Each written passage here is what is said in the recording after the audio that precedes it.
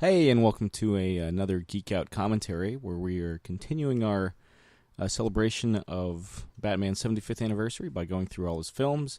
We are now at what is pretty, I think, well accepted, at least according to like Rotten Tomatoes and all that, is the best, from a critical standpoint, best Batman film, The Dark Knight. Let me go ahead and introduce myself. I'm Sam. I'm Chris. I'm Jake. And You know, out of all the commentaries we've done, I think that's the first time we've actually I think I did it for Anne Robin. the quintessential Anne Robin. That's probably the first one people are going to click on. Oh, yeah. But, I remember this movie just completely dominated, where to the point where people would be quoting the Joker completely out of context on, like, Sports Center. Yeah. Like, they would be like, why so serious? During, like, the top 10, like the top 10 performances, top 10 plays. It was did like, kind of get annoying after a while. yeah. How many people did you see dressed up as, like, the Joker on that Halloween? Ugh. Well, I mean, I remember... Comic-Cons? Ugh. Yeah. What's funny, because these are the Batman movies now, we can talk about our theater experiences, like going to the theater and seeing the movies. Sure. Because, we were all too young to really be seeing, 89 and Returns and Forever. Did you saw Forever? Okay. I saw, we've talked about this in the past, but in case this is the first time you're listening, my first Batman movie I ever saw in the theaters was Batman and Robin. Chris's was Batman Forever. Actually, Mask of the Phantasm, because he's a geezer. Yeah. And 1 year older than both still of a geezer. you. And Sam's was Batman Begins. Batman Begins, yeah. And so now, of course, we all saw The Dark Knight in the theater. Opening night in IMAX. I saw it... Midnight at Fairfax Corner with my girlfriend at the time. Me too. So we were probably at the exact same show. Probably. And it was the end of the relationship for both of you. We were kind of in the back row, and we saw a couple people dressed up as the Joker. Ugh. Yeah, there's that one dude that came in dressed up as the Joker, mm-hmm. and it was like, okay. Yeah.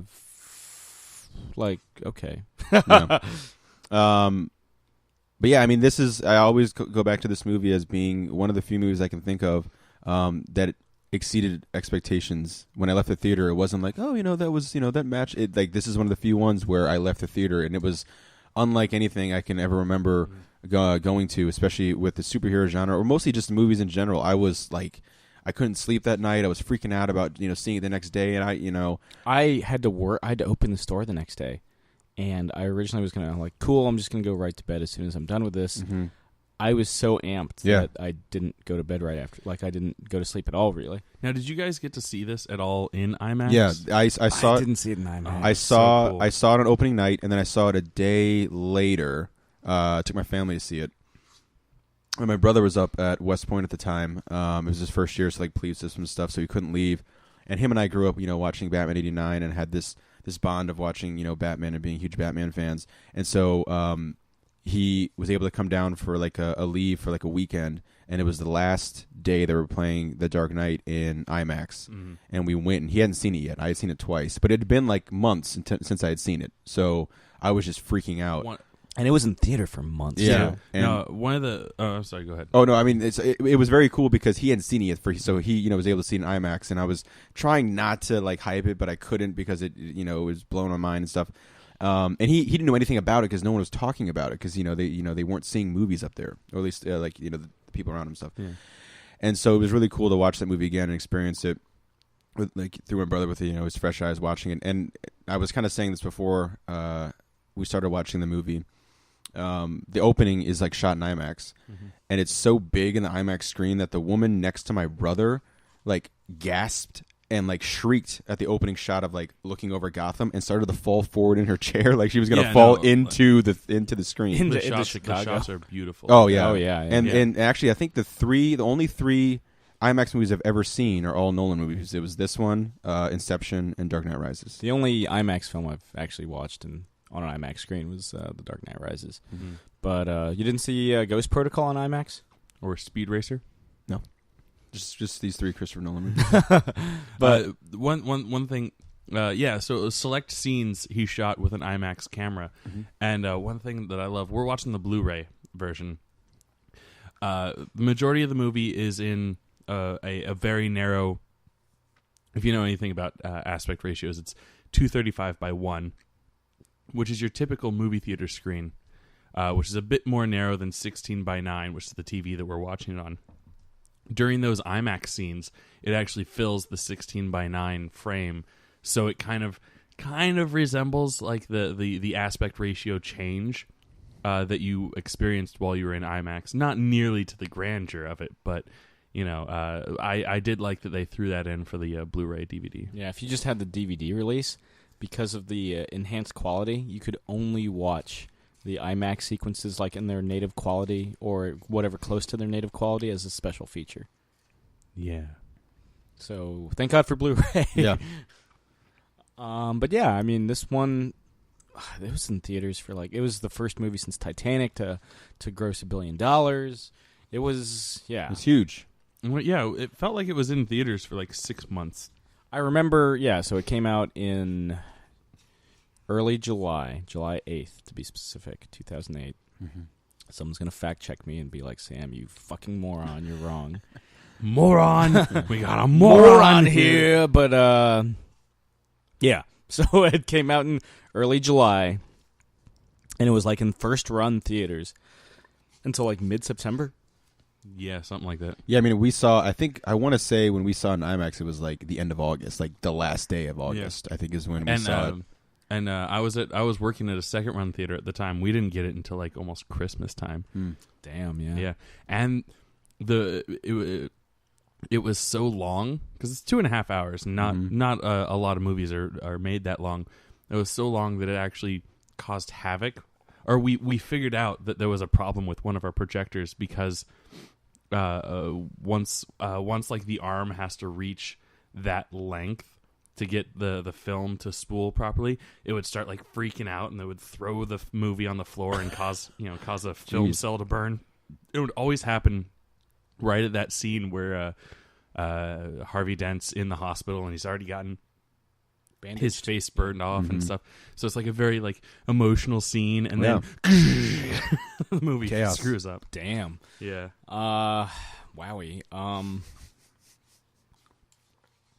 Well, So, yeah. to that point, this is going to be a long commentary. It's the full length of the film. Maybe not, maybe minus credits, but it's going to be a long one, guys. So Yeah. hopefully you'll Strap in. stick it out with us. So, without further ado, we've got the movie queued up. Again, with most of the Warner Brothers Blu-rays, there's no menu when you start it up. So just start it up, and then once you see the movie start to play, knock it all the way back to 0 on the counter, and then get ready to start in 5, 4, 3, 2, 1, play. And we're off. There's the Warner Brothers logo. All cool and shit. Blue this time. It's to reflect Bruce Wayne's sorrows. So dumb.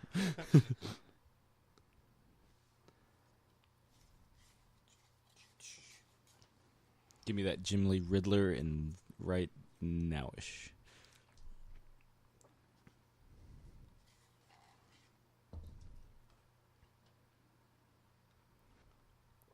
Blue flames. Because everything's blue in Gotham now.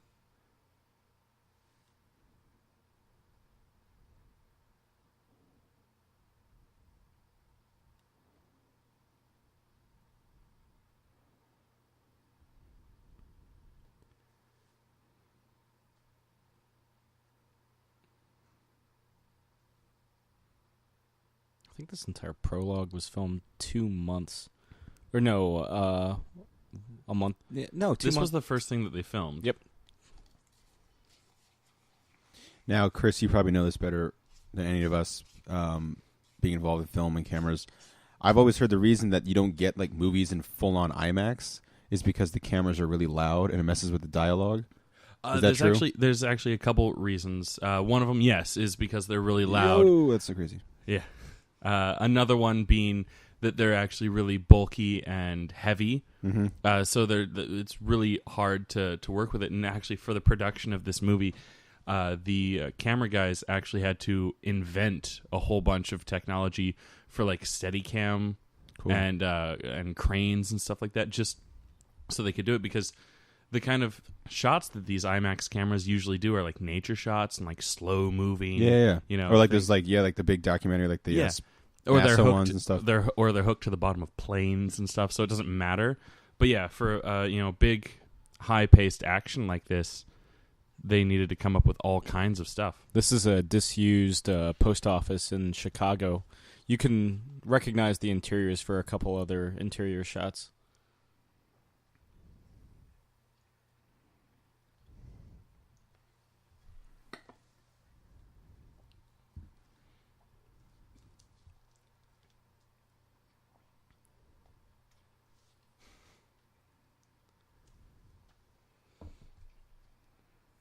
Basically a clown-themed version of Heat. Yeah. This was such a cool Shredder. opening. With William Fichtner, who played a corrupt banker, a mob banker in Heat. Yeah. I always thought that he was going to come back and be something important later on in the movie. Ricky Gervais getting a grenade in his hand. Again with the Ricky Nice. Gervais.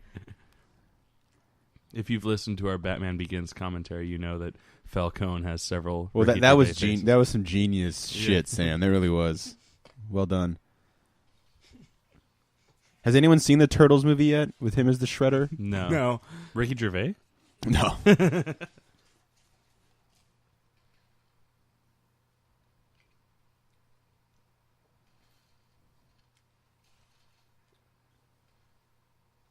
It's been a good little while since I've seen this all the way through. Me too.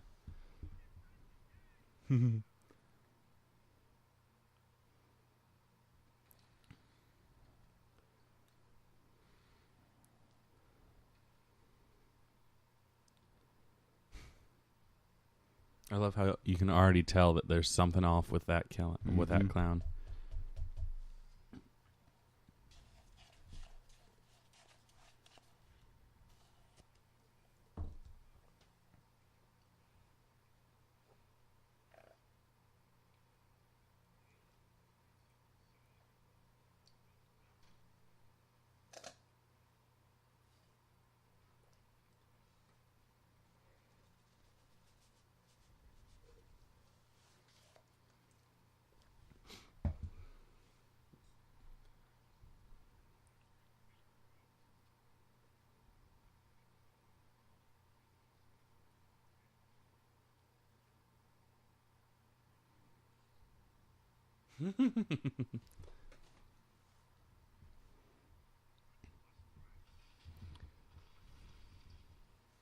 Still be alive. Yeah.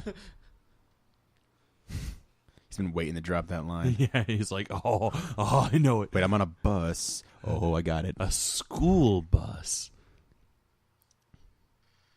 Love how he doesn't even look. Yeah. Exactly. Did you guys see this in front of I Am Legend, like on IMAX? No, they didn't. No. They didn't show the. I was like, I gotta go see I Am Legend. I gotta go see I Am Legend. But I never got around to seeing it in IMAX. Neither did I. Yeah, no, I did not. The midnight I Am Legend show on IMAX sold out because of this. Yeah.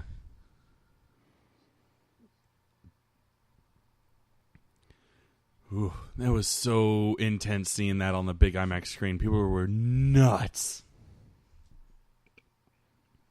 He did an amazing job. You did. I just remember every time he wasn't on screen, I wanted to see more of Heath Ledger's Joker. Mm-hmm. Yeah. Locked himself in a hotel room for a month to prepare for the role.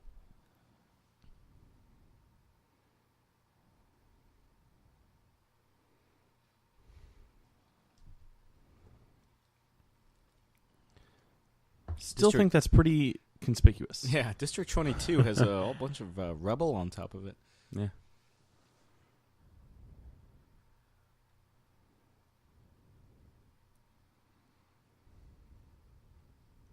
And there we go back to the regular aspect ratio.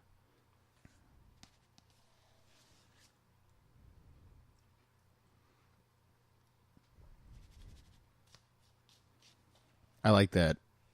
You know, still the urban legend thing. Fun thing, the mayor on the live-action Tick show played Batman well. Yeah. Enjoy that factoid. I'm chewing on that one for a bit. Batman well.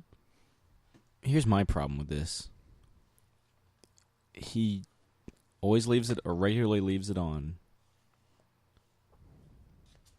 But what if he actually needs him? Maybe he wiggles it. Yeah.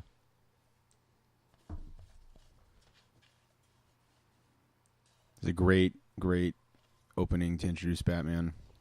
Because, like, we'd all seen Begins, obviously, and we're, like, waiting for, the return of Batman.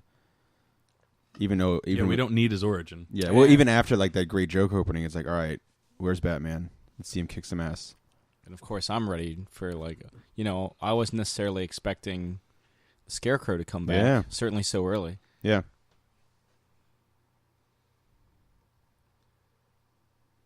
Yeah, we're used to not seeing villains return in the second movie. I always was pissed off that, like, comic book movies tend to kill off their villains. Yeah. Especially with characters that have, like, the no-kill code. Like, some villains, like, I'm cool with Jeff Bridges dying in Iron Man. Because his character becomes kind of the a Iron... one-off. Yeah, well, his character, exactly, becomes the Ironmonger and dies.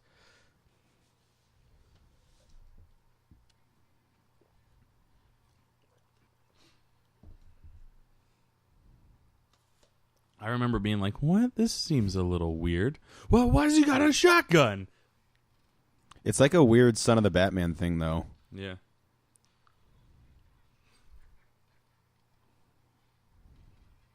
The three evil cops that take on the Batmantle. That looked like Gotham by Gaslight Batman. Yeah. Nerds. Yeah, Mike Mignola signed that one at Baltimore last year. It's always got a big laugh. The fact that it has, like, this guy in the, like, center is, like, so fucking proud of himself. And he's not proud of himself anymore. I just pissed myself.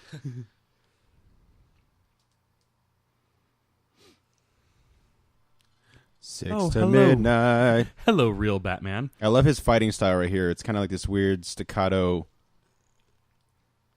Gun Taka. Goes for the joints. This thing, that's so awesome.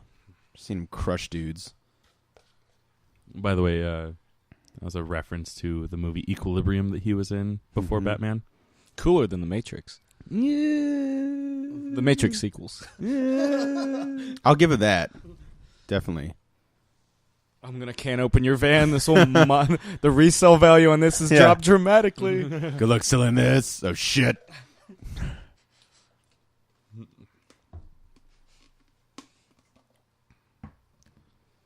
It's utility belt silver now. At least it wasn't that shot. It looked silver. Maybe it was just a reflection.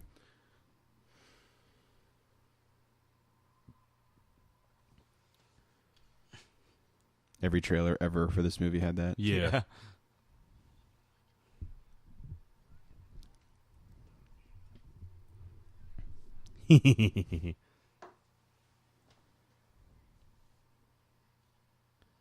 Now, there was always a contention between me and my friends. Did he just say hockey pads or hockey pants? Pads. Pads, I thought. Well, it's really funny when you leave it ambiguous. So, I mean, jokes. hockey pants are padded, but hockey pads. I was just always imply making fun of all. his little weird. Hello.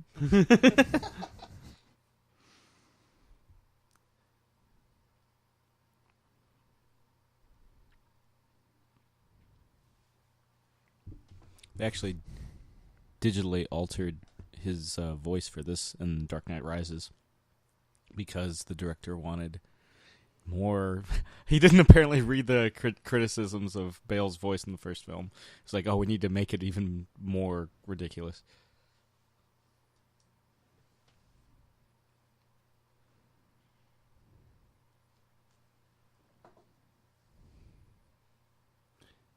You didn't get an answer to your question. You just left. Nice place you got here. Lots of space. Bruce Wayne? Espa? Wayne, private. I always thought this was kind of a nod to the 70s where he actually lived in a penthouse in order to be closer to the crime in the city.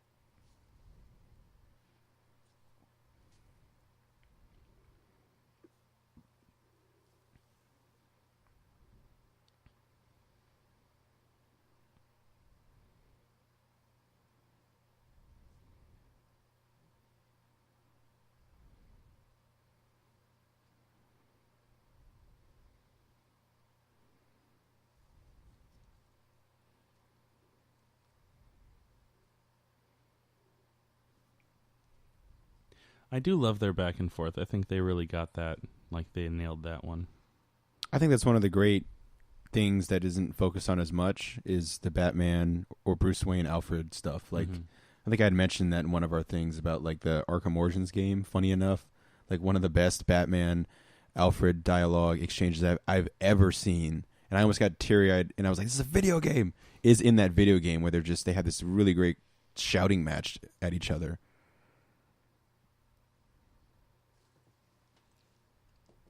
Sexually. Here we go. Countdown to a boner comment. Oh, now you've bestowed all sorts of fucked up pressure. You were going to get there, Yeah, regardless. I mean, maybe just looking at Mr. Brightside. There he is. From one professional to another. Fall like this. Pick a better spot. Just all right, so where does old Harvey Dent rate on your Batman villain meter? I love Two-Face. I'm kind of I'm going to assume that you've seen this movie before. If you haven't, plug your ears. I was always pissed that his Two-Face only lasts like 15 to 30 minutes in the movie. I am too, but at the same time, I realize that it fits the story. It fits the reality. He served his purpose.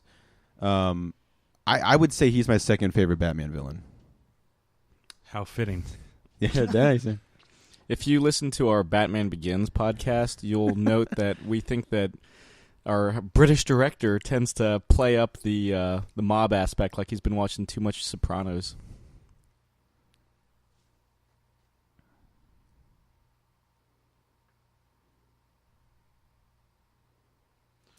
Why is everybody in the court laughing? I always thought Aaron Eckhardt's performance in this really was underrated. I thought he was really, really fantastic in this movie. They also considered Ryan Philippe and Matt Damon for the role. Yeah, I heard about Matt Damon. Matt Damon.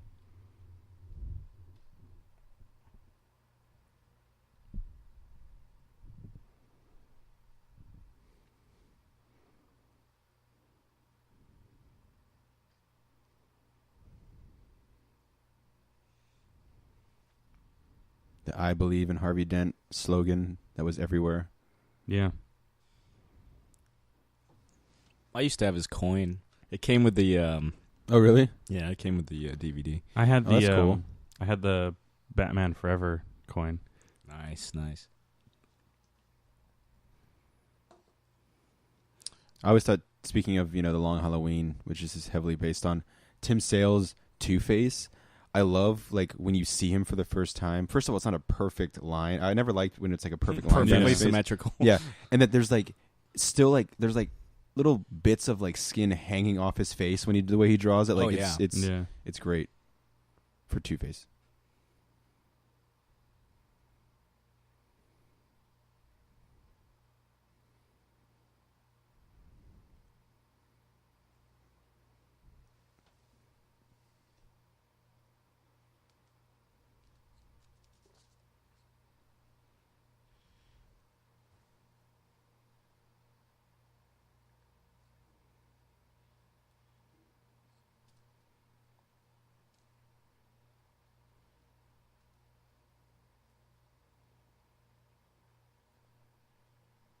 He gave us a signal.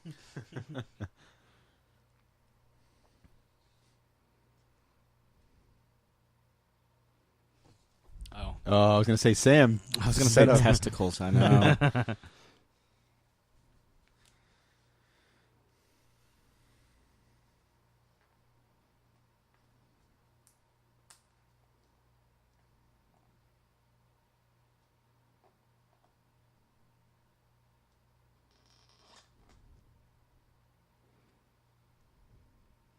One face. That cleft chin. You could what, Chris? You could what? I was about to make a very Sam comment.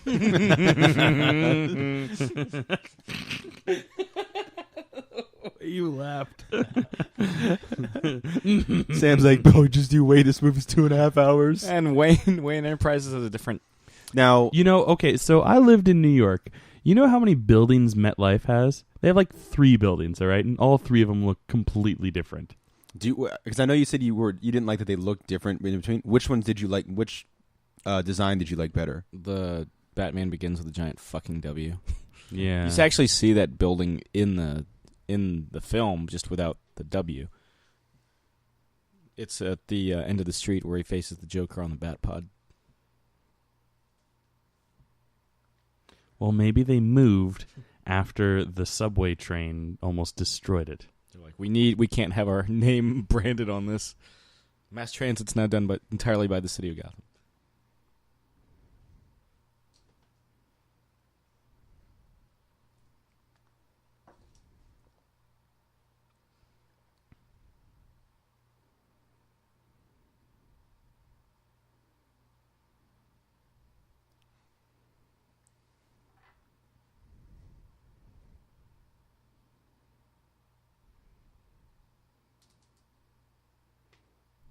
Tee.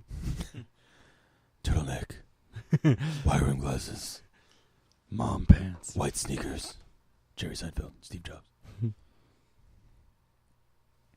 Another shot within the same post office, just redressed.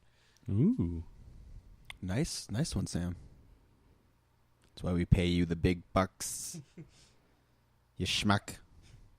Stupid schmuck.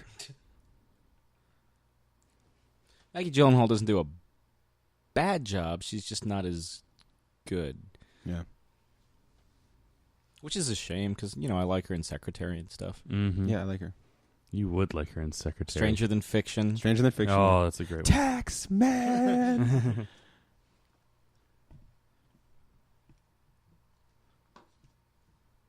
I own all of Gotham City. Come on. Mm.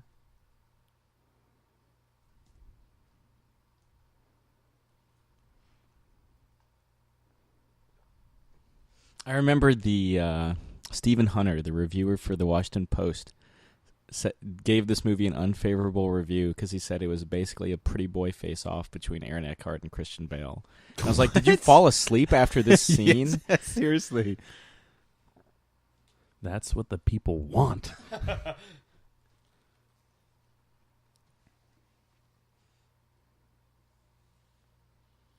This is where Bruce Wayne's like, this guy. I like this guy. That's when he gets his boner. There we go. There it is. Woo! Oh, 20 minutes in. 20 minutes. All almost 21 exactly. right. Not bad. And there it is. Yeah. And she knows. She's got like a sixth sense. She's like, damn it, Bruce. The Captain. She accidentally has the Captain America A drawn on top. I think Aaron Eckhart could have been Batman. Yeah.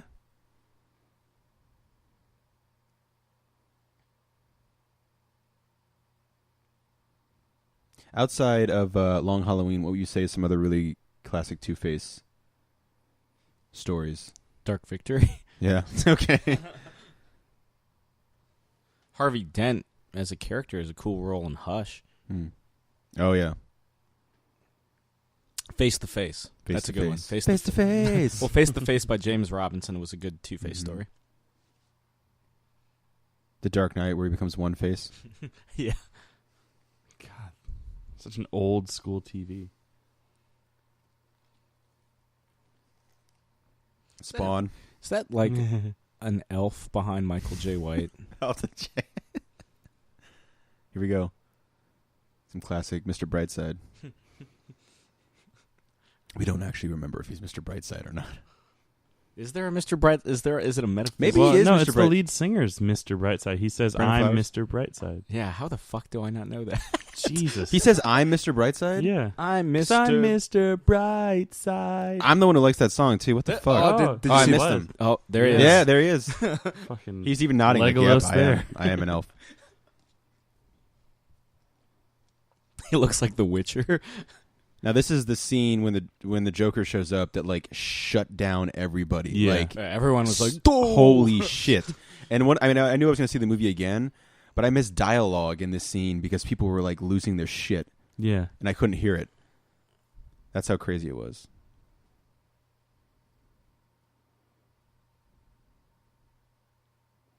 What happened to the guy working the metal detector? Love that the laughter just goes on.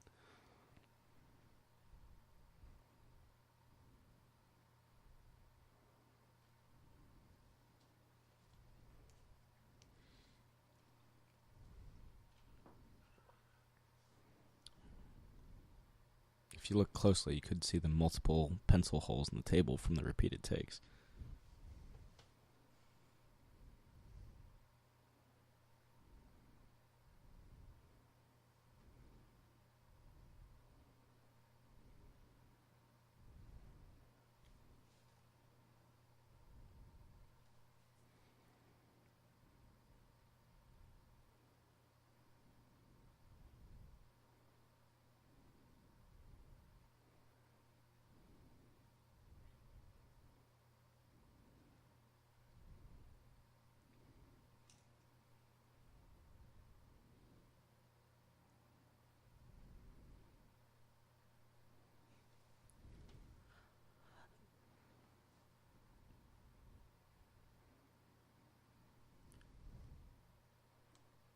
Do you remember when they leaked the first picture or released the first official picture? Oh, yeah.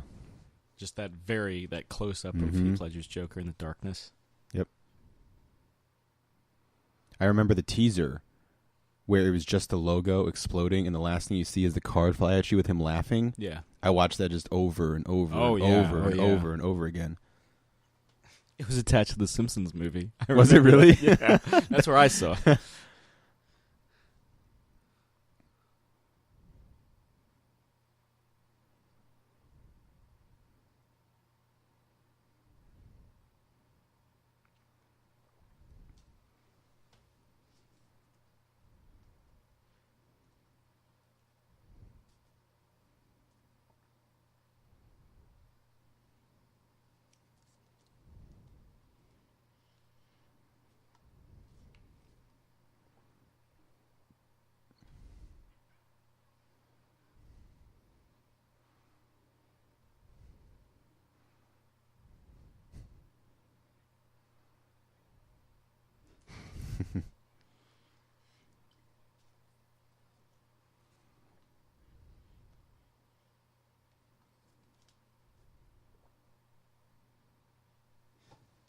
The look on Eric Roberts' face.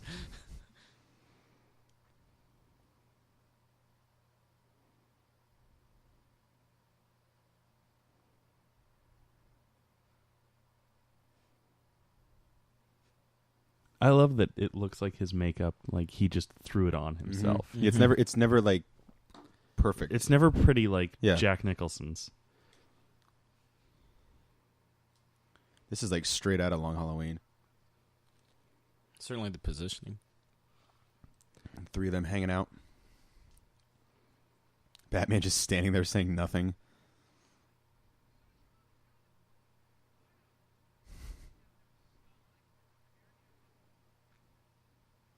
Oh, yeah, that's the next line.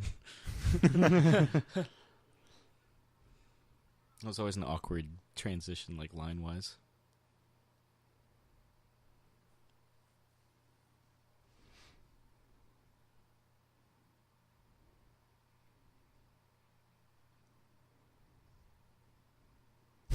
La da da. He's that good.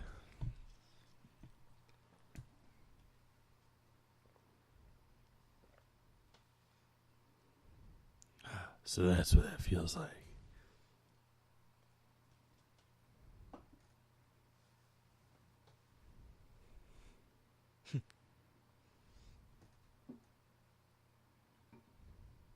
You got the touch.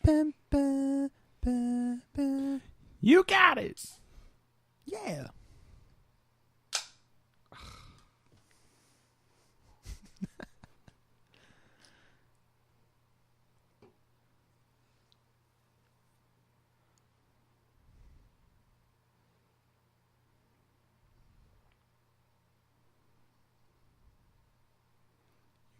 You mean like 66?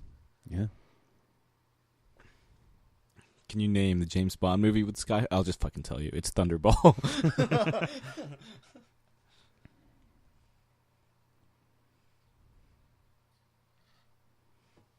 Accidentally aims at face. I can't read. My parents are dead. I can't read. What? As long as we don't take on like a bad guy that specializes in knife work, I think we should be good. I remember that line had everybody like losing their shit, like Catwoman's coming, and I guess she did. Well, she did, but everyone was like, "She's got," and then everyone was going, "She's not going to bring Catwoman in the next one. Why would they bring Catwoman in the next one?" Well, though, yes, though they never name her Catwoman because apparently that's right. not realistic enough. Oh, we're talking about a movie where a guy dresses up like a giant bat. Oh, He calls himself Batman.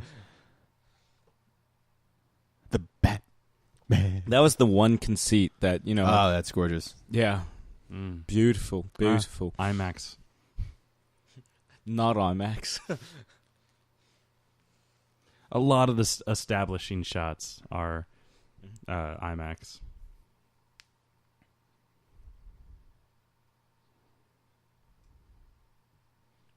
Sinks. So now he has to like get a cover for all of these people on this boat and the guy on the plane.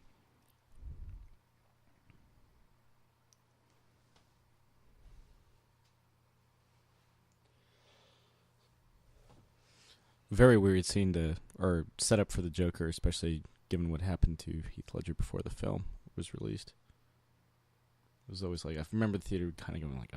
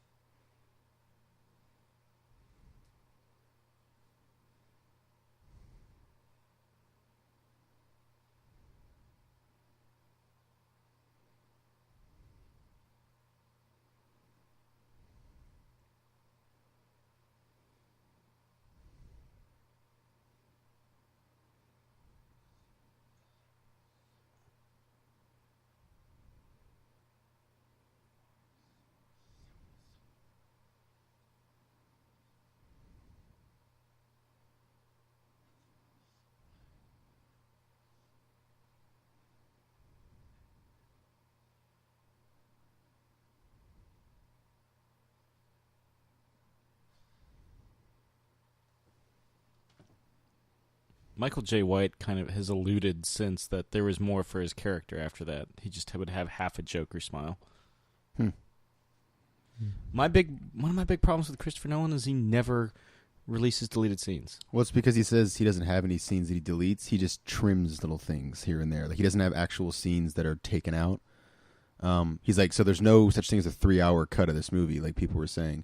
Supposedly, though, there is one deleted scene from The Dark Knight that involves the Joker in the car, like after the whole, Oh yeah. Where know, you see him escape very from the poor, penthouse. yeah, very poor choice of words. That whole thing.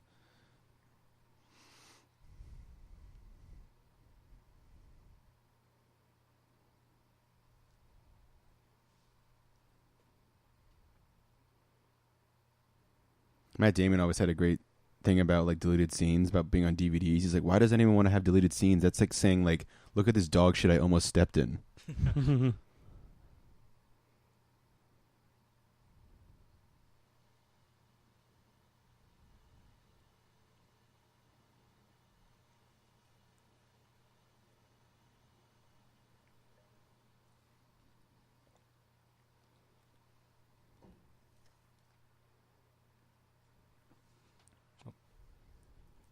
I love how offended he gets. He's like, oh. He's pretty pissed. Well, now I want to make a deal with you.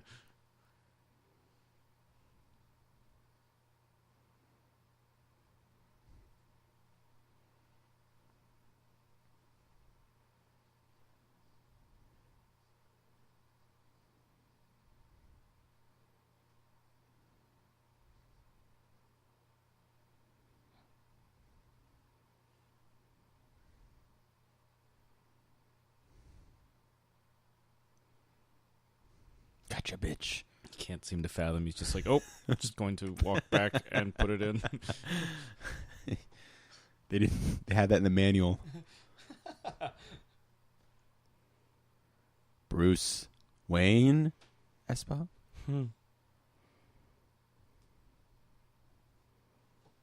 This was filmed, the Hong Kong sequences were filmed like 2 months after the principal photography ended. They said it was a nightmare to do all the location stuff for this. Yeah.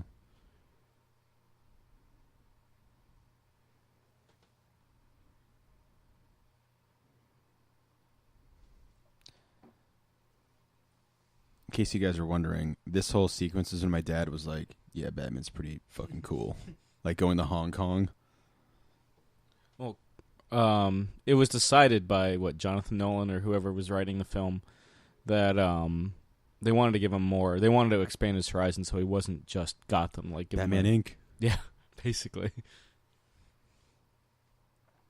This is also some hardcore trailer footage. Yeah, they could have just done like most of this scene as like a teaser, and like that would have been enough. Oh, that would have been, yeah. Like all the way like until he crashes through the building or something like that. Yeah, Dark Knight. And then yeah. Actually, you're not too far off because they did release it as they released several like teaser scenes, and that was it. What if that security guard took that phone home? Yeah, and it just like started going. That guy's house started going crazy. But I guess it's the same shift. I guess still. So is it though? I don't know. We'll just go with that.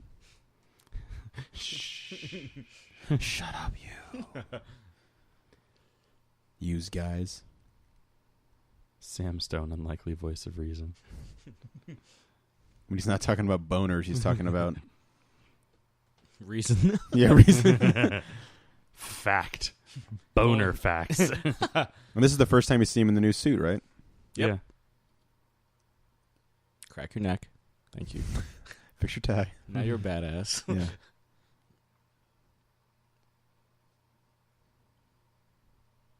Well, they're not there yet, but they'll get there. It's not like they're in the basement, Lau. Tuck and roll, tuck and roll. Where the hell? It's like, wasn't the timer set at like 2.5 minutes? Yeah. And just like boom, Dark Knight. I love the punch effects, like the sounds, like an IMAX, like just shaking the wall, man. You felt it in your chest. Yeah. We'll get there with like the Dark Knight Rises stuff, but that Bane fight, who boy? We didn't accidentally shoot those guys, did we? I think we're fine.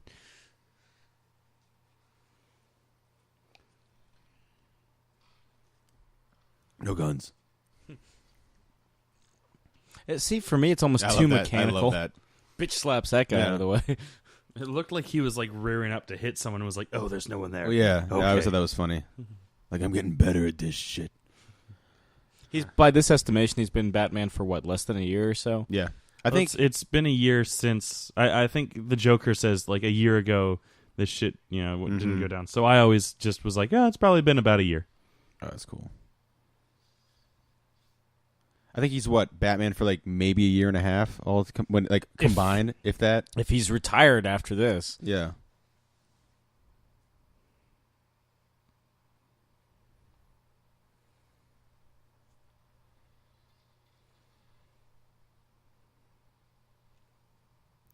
Super ambitious for a Batman movie. Yeah. Using CIA tech in Hong Kong.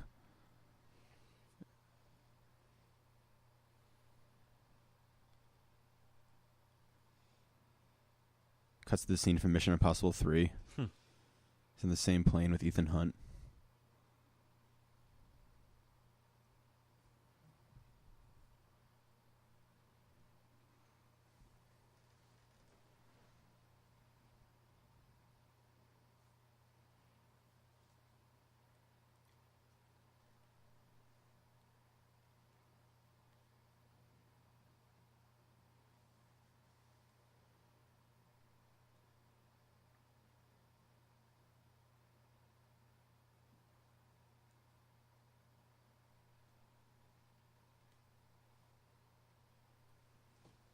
But I will tell you that outfit makes you look like Han Solo.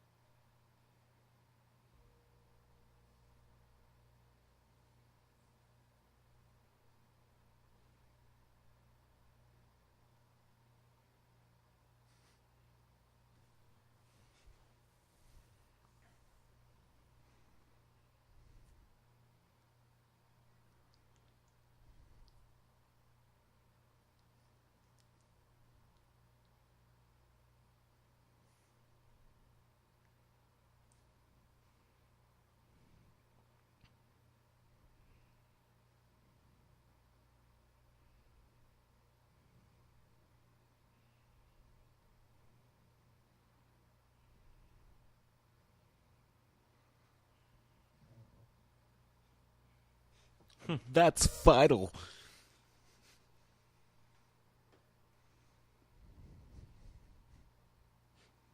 There's a clown?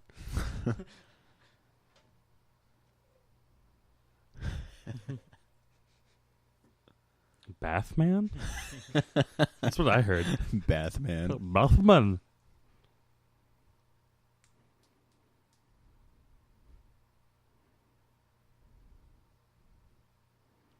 They all plan that, so when he's like, all right, when I say this line, you guys come storming through the door, and it's going to look awesome. It's going to look like it's in a movie. Yeah. I say that every time I arrest a perp. Every time.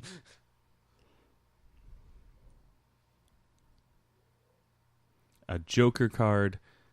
And a partridge in a pear tree.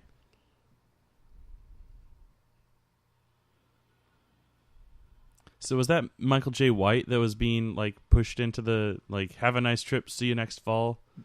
Nah, it was maybe I don't know, some other gang banger guy. Batmanuel.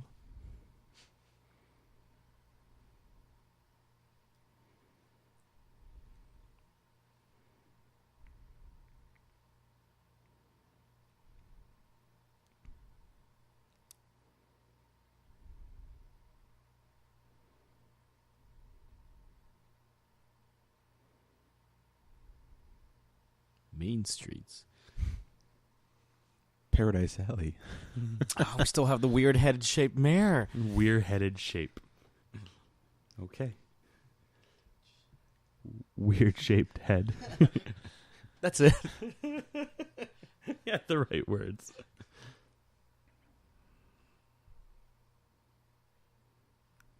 Look at the eyeliner he's wearing.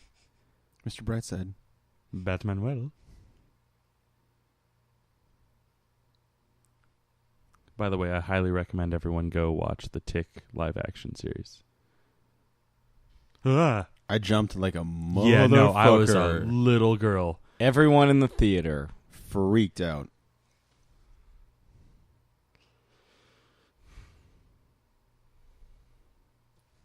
Poor, stupid Brian. His name's Brian. Thanks.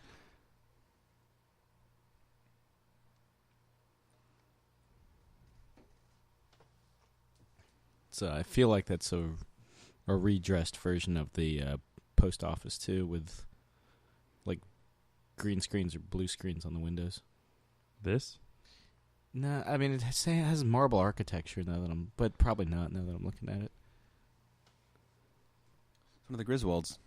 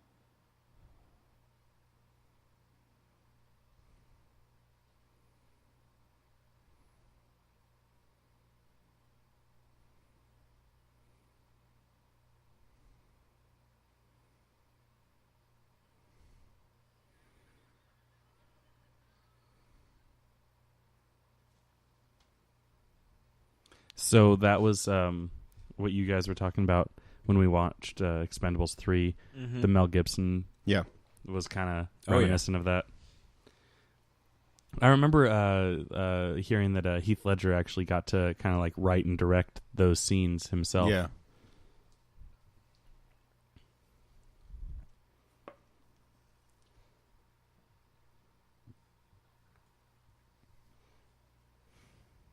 Foreshadowing.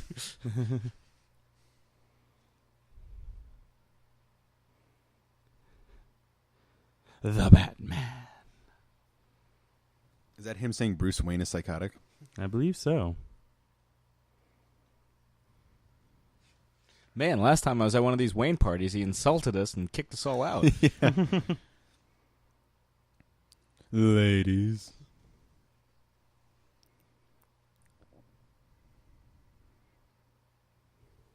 He forgot what he looks like already.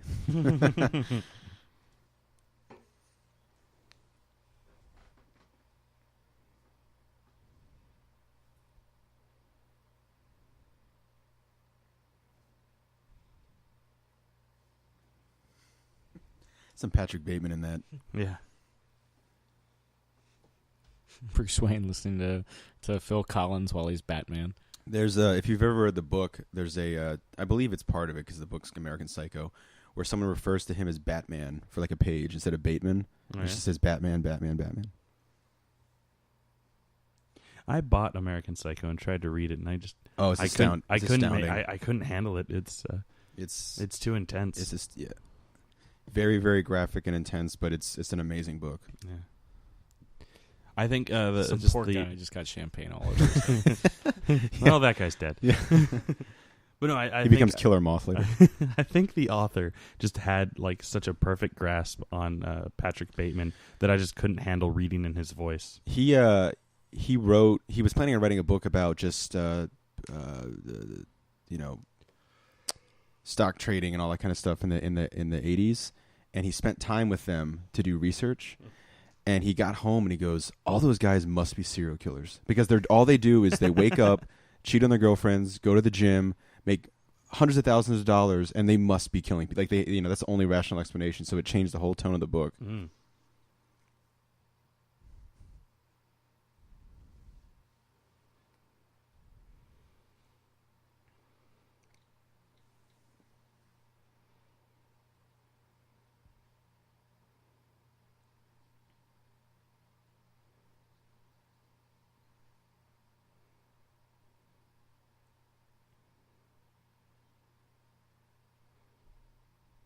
A commish.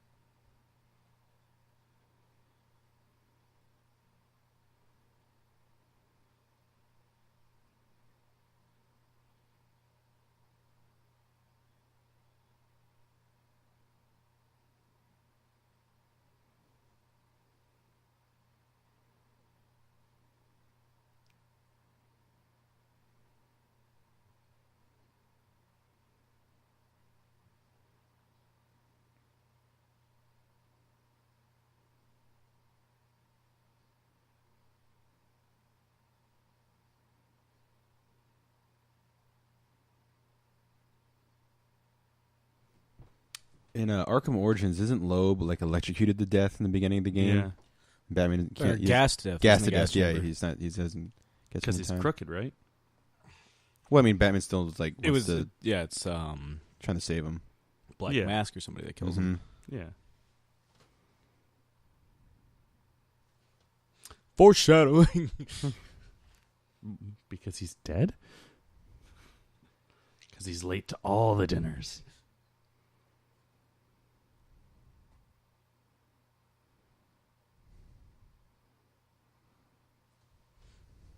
What face is that?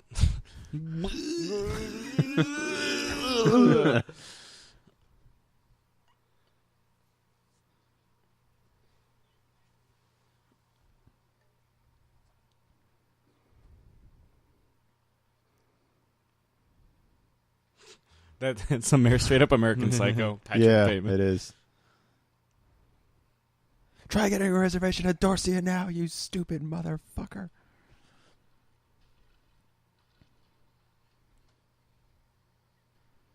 Do you know how many packs of cards he has to buy just to get Jokers? Seriously.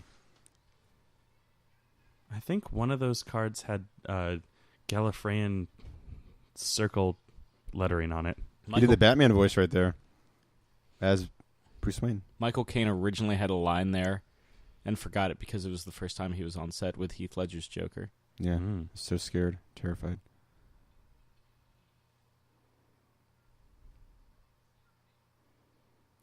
Oh.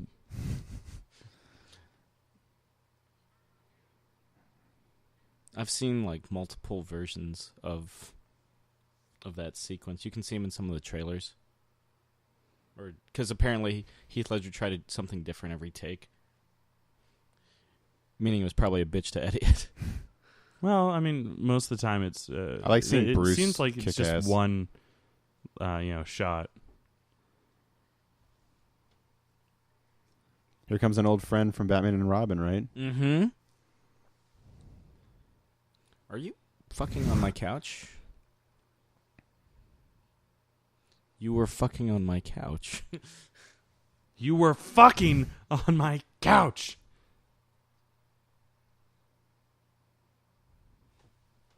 Aren't you the Democrat senator of Vermont?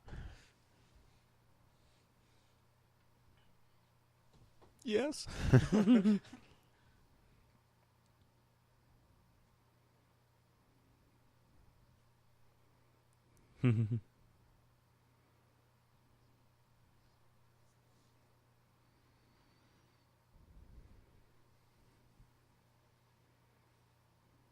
I like how one of his henchmen is wearing nylons, but I don't think any of the others are.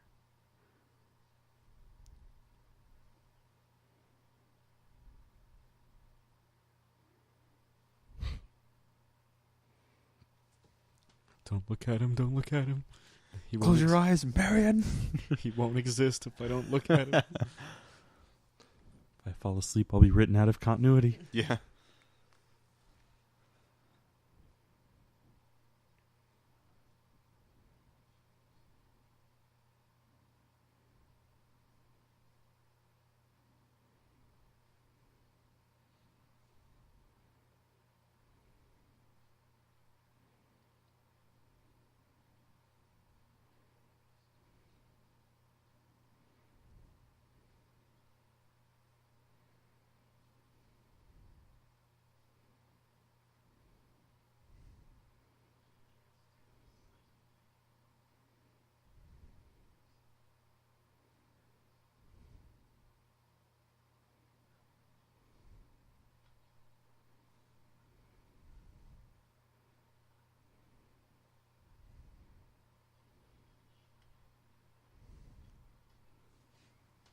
There's an alternate version of that take, too, where he says it, like, the camera pans around and you see Batman standing next to the Joker. It's, I think, in the first theatrical trailer. really? And he's like, then you're going to love me. And then he turns and... From Russia with love. Did he just break that dude's, like, Yeah, hands? something. Because there's a clear breaking noise.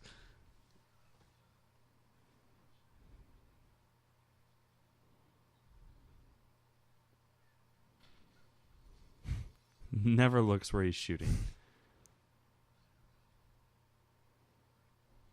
I remember saying the exact same thing right before he said it.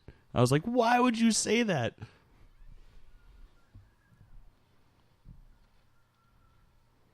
I've got you. Yeah, but who's got you? Yeah.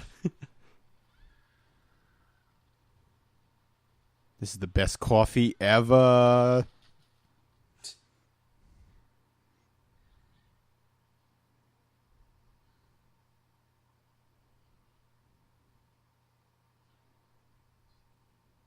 Remember, I strangled them.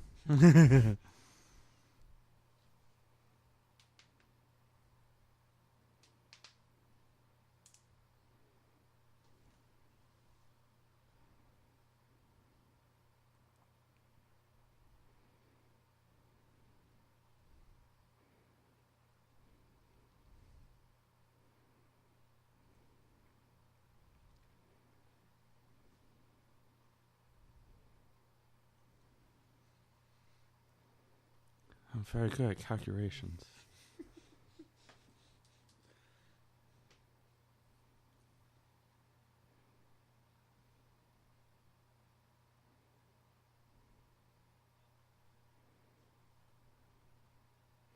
Much like the Black Glove in Batman R.I.P.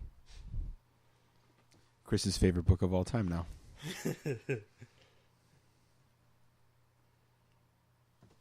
He really loves rocking the long sleeve polos.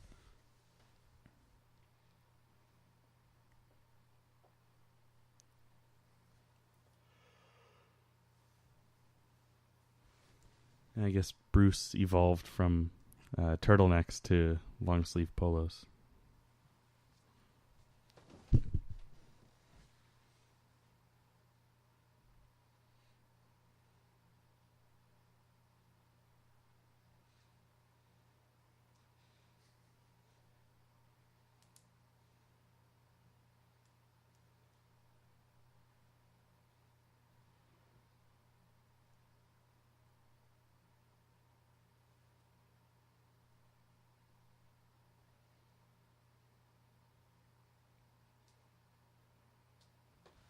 Another heavily quoted line from this movie.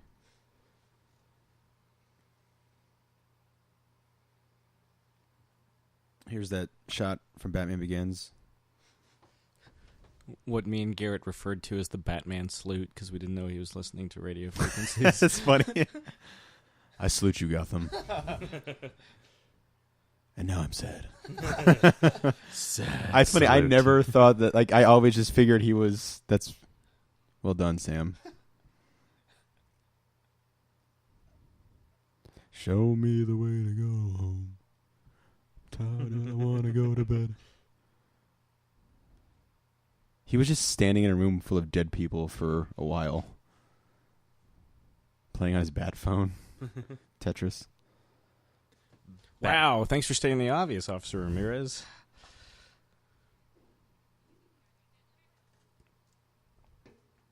Why don't you go back? That's a man dressed in a bat you're talking to.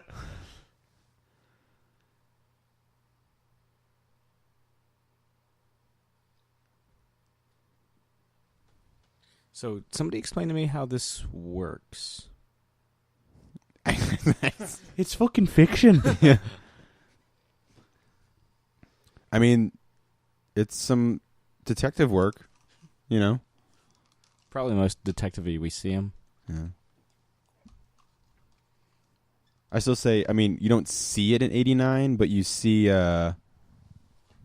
he figures out, you know, the, what is it? Concoction with the shampoo and all that kind of stuff. I remember the in IMAX that was so loud. Yeah, it was. You know, because we saw it in IMAX. Ooh. Oh, we're so much cooler than Sam. This is a really like random thing that he's just able to like reconstruct that bullet. I mean, I just bought it because I bought it, you know? Yeah. Also, everyone remember the rumor or the theory that this guy is the Riddler? Yeah. I wouldn't have minded that. Yeah. I remember, you know, the speculation for who the villain was going to be the third one. my choice, even though I'm not the biggest Riddler fan, was David Hyde Pierce for the Riddler. Yeah, I thought he'd been great. After like Riddler was one of my favorite cartoon series villains, and like I always thought that he looked a lot like Neil Patrick Harris. So I was like, oh man, Neil Patrick Harris would be a great Riddler. Remember when the rumor was that Eddie Murphy was going to play the Riddler? Did you hear that? Like for really? Dark Knight Rises. Wow, I heard like Philip Seymour Hoffman as the Penguin. I could see that. I remember I heard that a lot. And then I heard my favorite actor was playing my favorite Batman villain, Bane. Mel Gibson? Mel Gibson. I will cast Mel Gibson in the Dark Knight Returns live-action film.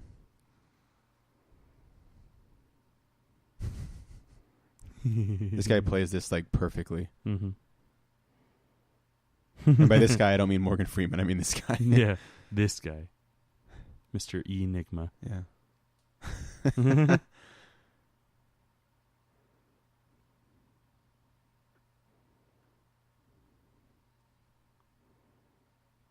I mean, I guess what he did, this may be obvious, is he fired a different caliber into each set of concrete.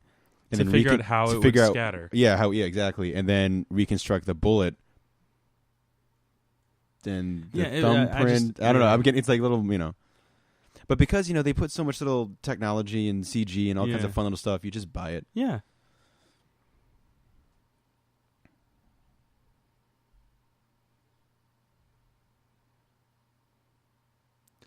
A line that will be uttered at least one more time in the script, and it annoys me.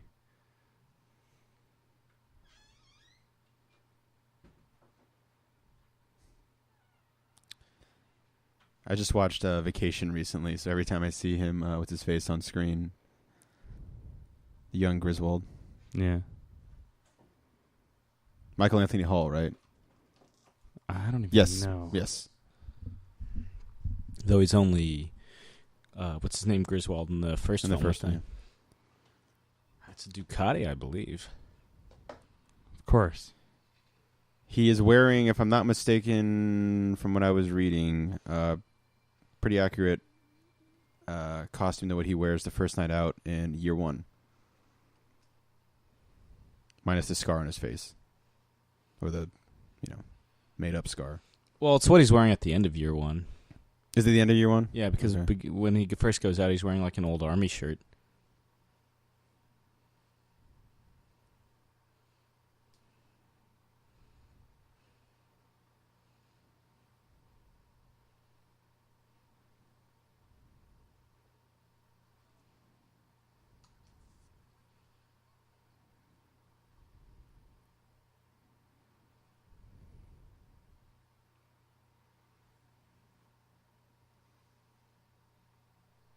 Yeah, that building that they're speaking in front of is the old Wayne Tower. Minus all the above-ground train tracks, which I guess they never rebuilt after Gordon blew them up. Yeah, jerk. Destroying the low-cost public transit. Thomas Wayne's legacy. Batmanuel.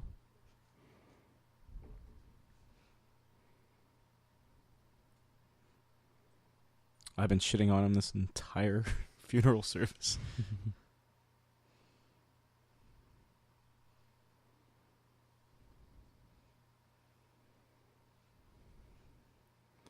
He took my virginity. He sounds like the Jim Carrey's Riddler. Yeah, exactly. Yeah. You were supposed to understand. I always wanted that to be Adam Baldwin, that guy that's yelling, but it's not.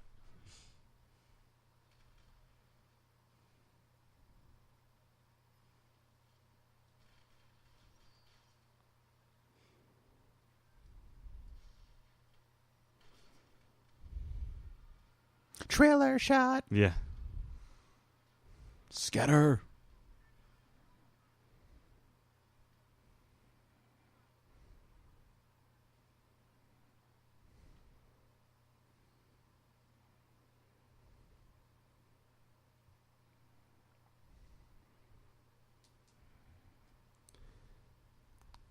30 minutes into being commissioner, and he's already dead.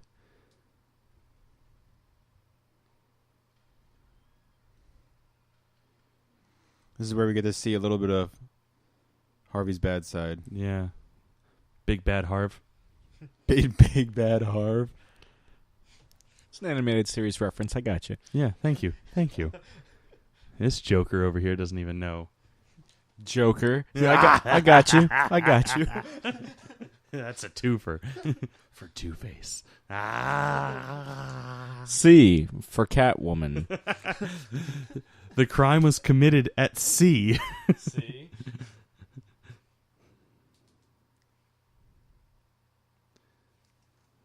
And wait, did we need to keep it a secret from the Gordon family too? I know, seriously?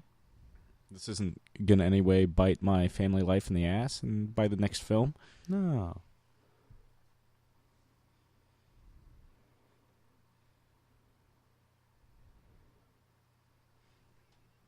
Batman salute. He likes standing on that.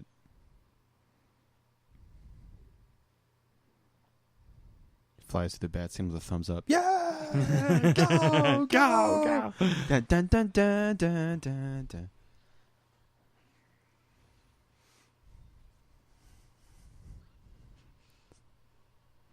Batman clubbing.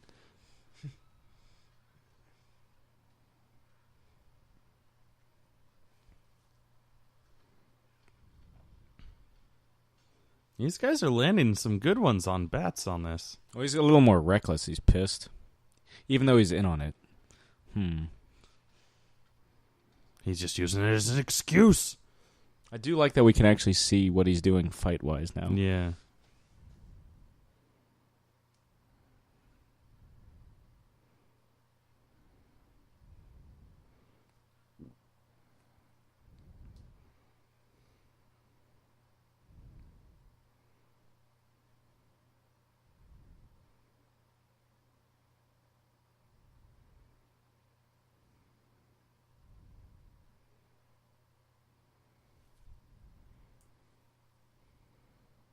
Wayne? That's Batman.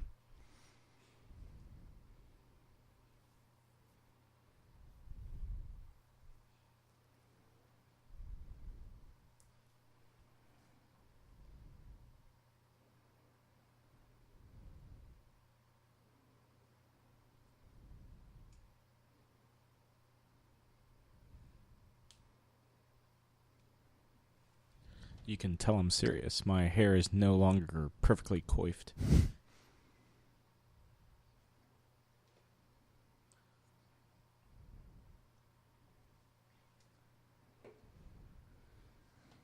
Oh, I cringe at that every time. Especially in IMAX when it was just like...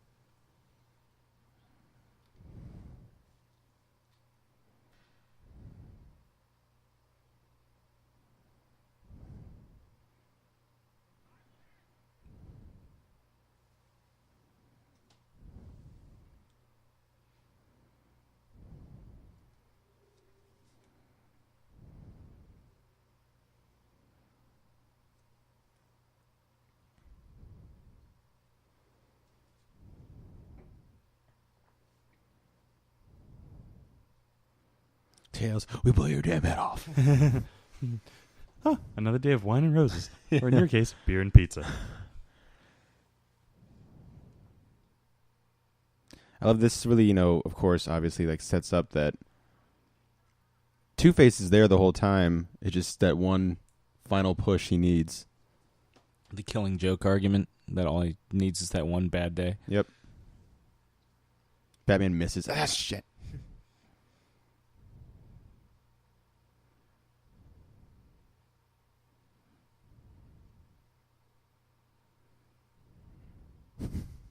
owned.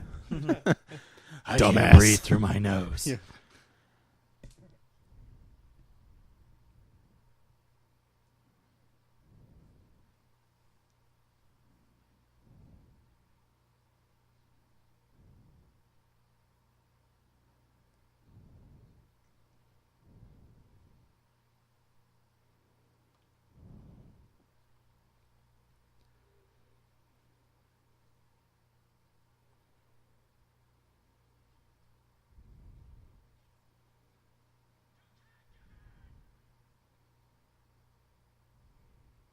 And then he turns around and shoots the guy anyway. Yeah. I just ran into your boyfriend. I'm going to be creeping a bit.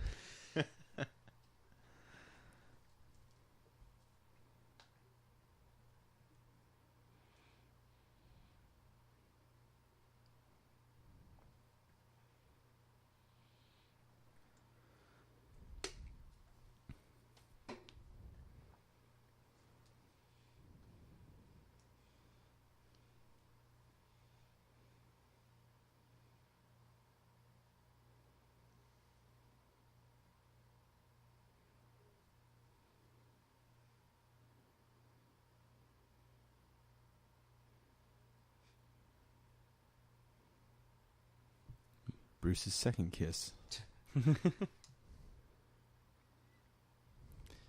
And that's how the ABC Family Channel sets up this movie. Yes.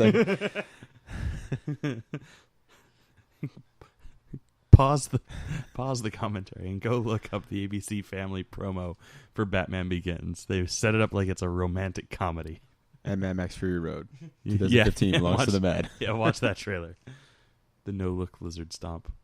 Oh, man. It's been a while since I watched the trailer, actually. Yeah.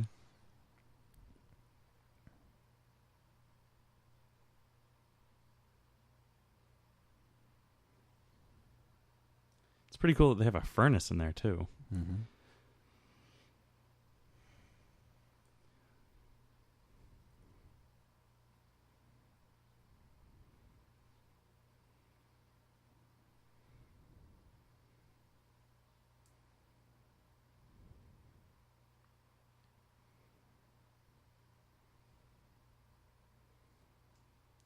Can't look left.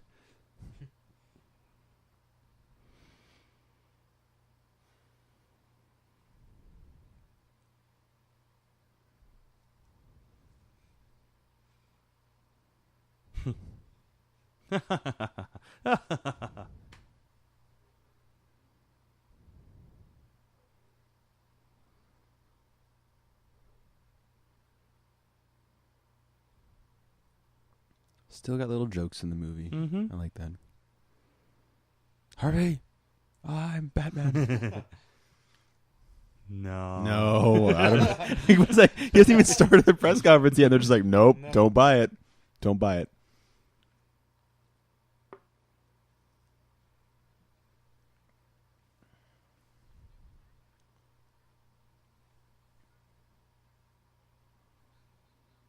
See, now is when you go like, kind of shake your head. No, no, I don't think so. Mm.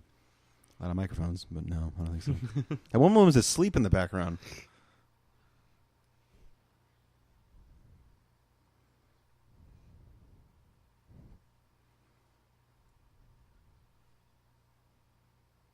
Every rose has its thorns.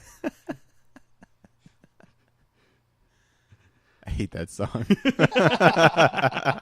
Well, then you're never getting into heaven. Is that? Is Bill that and Ted's Bogus Journey, guys. yeah. Yeah. Yeah. Biggity boggity boo. Oh.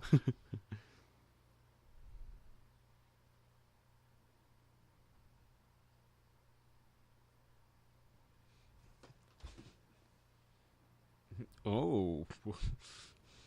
The Batman.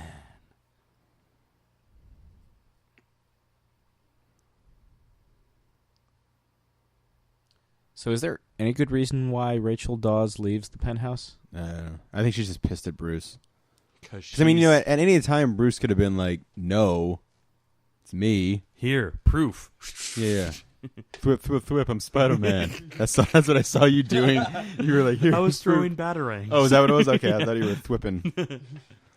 It's the Batman equivalent of. Oh, okay, thwipping. yeah.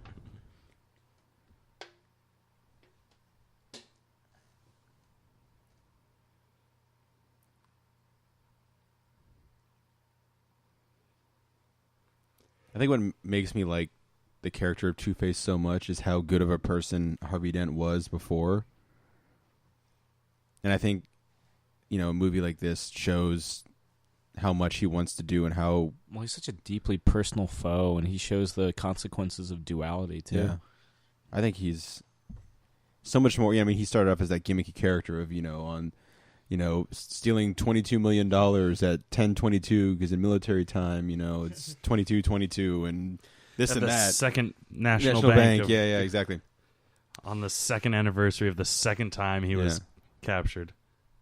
I do like, of course, his turn in The Dark Knight Returns as well. Yeah. And like the full bandaged look for $22 million.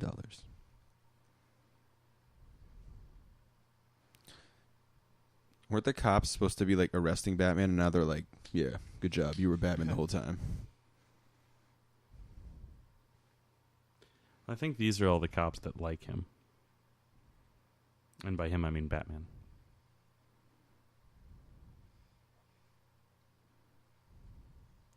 I can't believe no one got that it was a two-headed coin. He didn't hear that. Speak up. Oh, this scene. Yeah. I wish this scene would never end. All in IMAX, too. Pretty freaking awesome. Seeing this scene in IMAX was amazing. Yes. Because Chris and I saw this film. Yeah, in we IMAX. saw it in IMAX. Did you see it in IMAX, Sam? No. Yeah, you didn't. I do. Have you noticed how many African Americans the Joker kills? Because that's seriously like number 4 or 5. No, wait a minute. Pencil, 2 guys by the pool table, Gamble, that guy. Yeah, it's 5. Jeez.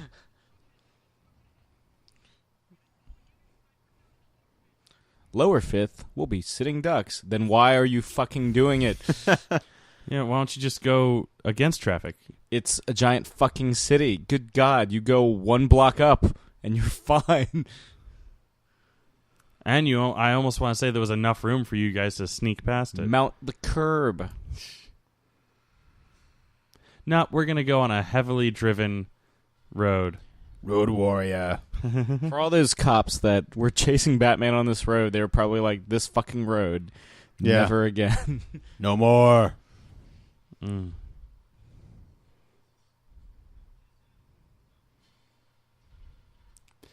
Yeah, Lord Humongous. Just walk away, and we will offer safe passage to the wasteland. They're Damn. out of the fight. They're dead. Bret Michaels.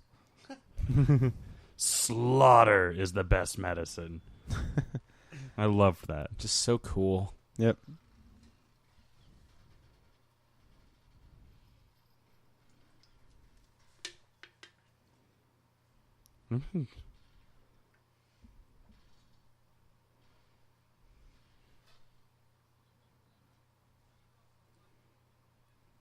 Oh,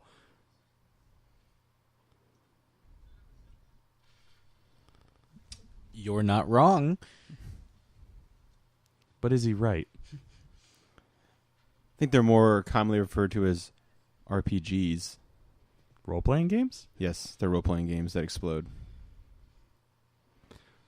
What if the Joker didn't time it correctly and hit one of those pillars and it just blew up in his face? He probably wouldn't care.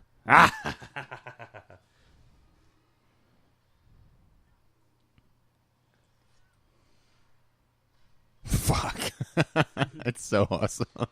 Is he dead? Yeah. Yeah. I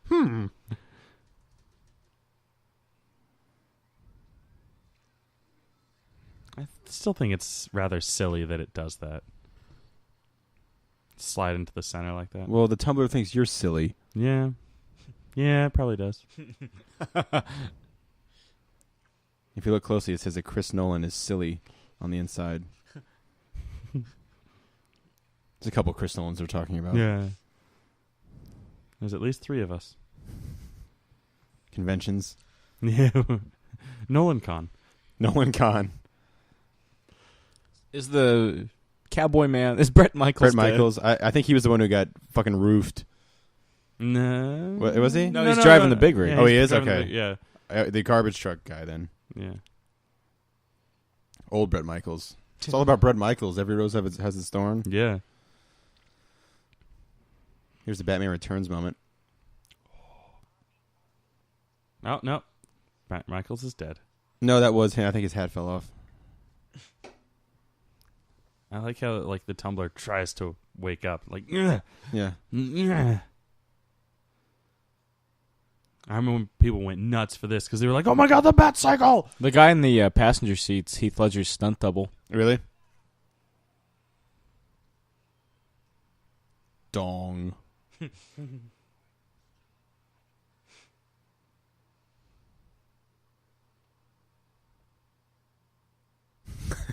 He's eating a hoagie.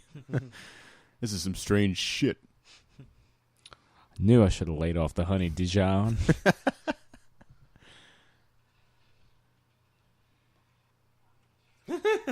Goodbye. I'll miss you. Yeah. Bat Pod.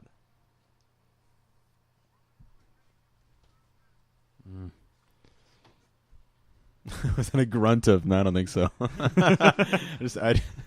No. Chris goes, You're like that lady at the press conference. Have you even started? You're like, nope, you're not. You're not going to. If only you knew. If only you knew. It was me. Like I was getting excited because of a beautiful aerial shot. Oh, yeah. Just wrecking all those rear view mirrors or Side view mirrors. Side view mirrors.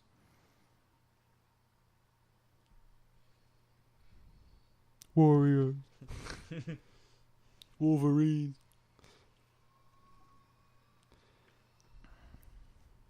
All the children in these cars. Don't leave children in cars, kids. They're Parked in cars. traffic. I guess those ones were. But then let's say there was somebody in those. There were people in the front seat of that car. They were out of focus, but they were there.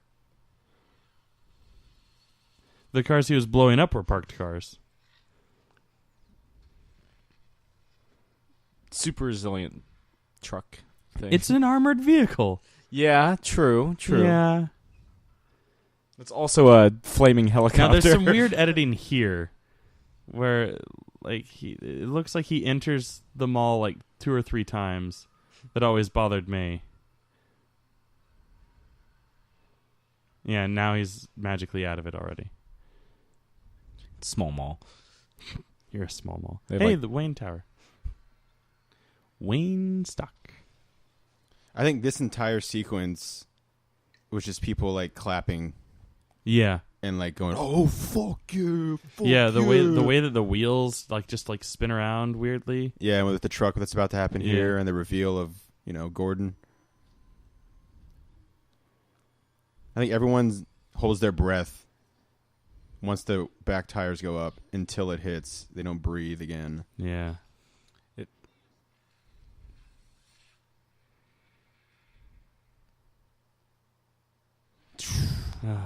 So fucking sweet. And then this part right here, everyone was like, "Fuck yeah! Fuck you! Oh my god! Fuck you, Joker! Batman!" And What is the point of that guy riding shotgun other than being an asshole? that's That's it. basically it. And then of course I always think of this as the Batman 89 moment. Yeah. Yeah, and that's the first thing that I thought when it happened too.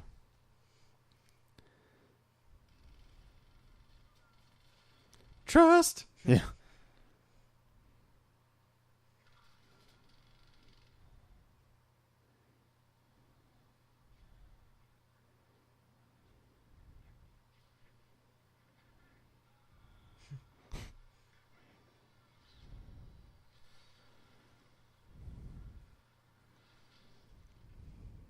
I think my favorite random Joker bit is coming up. Oh, where he kind of skips. He skips and he goes, "Blah, blah," he spits on the guy. Yeah. Like, Yeah, this guy, he's just like... like, what the fuck?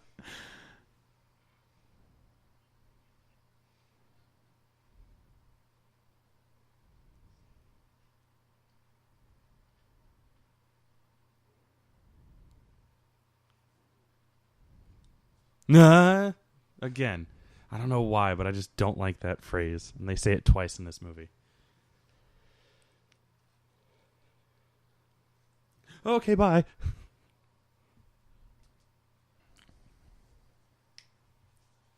Whoa, you can't say that on the news.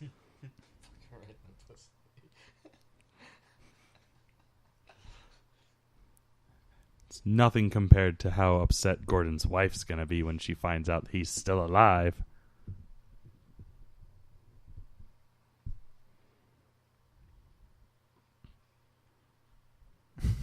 That one in particular. Ooh, nice.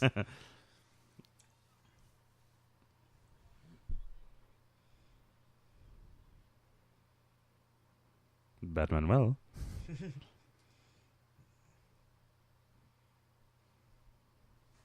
Then we'll put them in protection.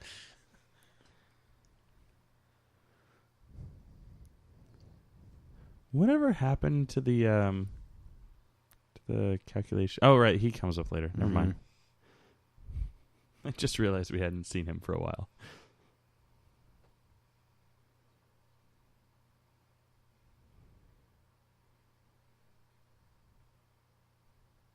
Kamish. I'm pretty sure he does have some say in the matter. I've had enough fucking Gotham, guys. Yeah, I'm out. That was improvised, too. There's Yeah. a I remember hearing clap. that, Nolan had to, like, scramble to get the guys to keep filming, to get that on... And that's where the marriage begins to crumble.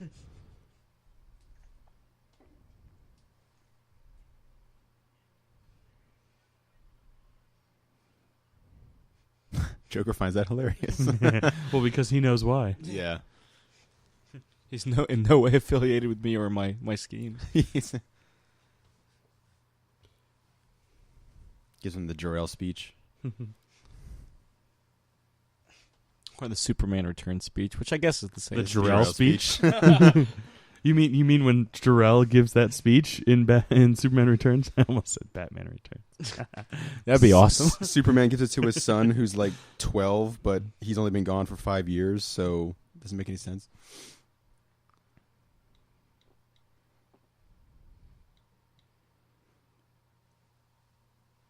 This is like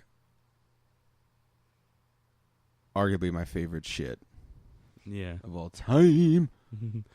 Unfortunately, all I saw time. this scene in one of the trailers that like blew the good cop bad cop thing, and the lights pop on. Pff. Oh, But that's this- a shame. This is amazing.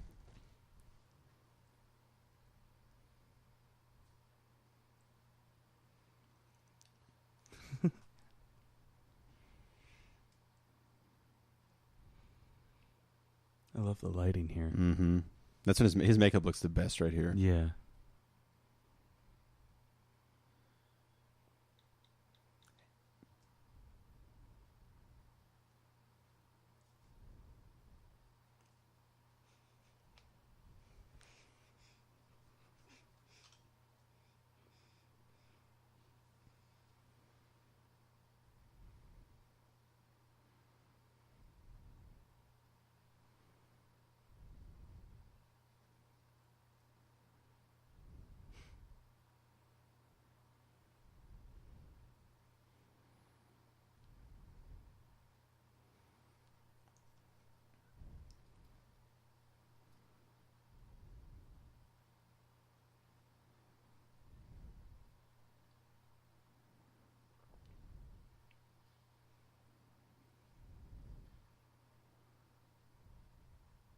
Fuck yeah. Something about just seeing Batman and Joker on the screen together.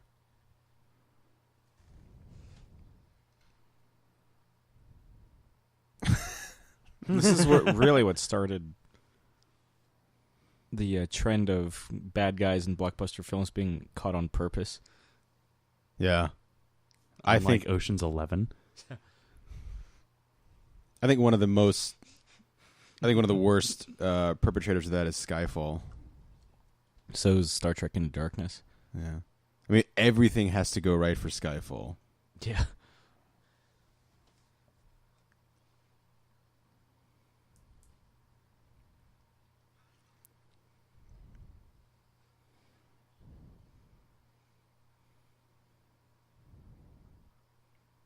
You're right. Batman Begins, the suit looks better. That mask just looks weird in this scene.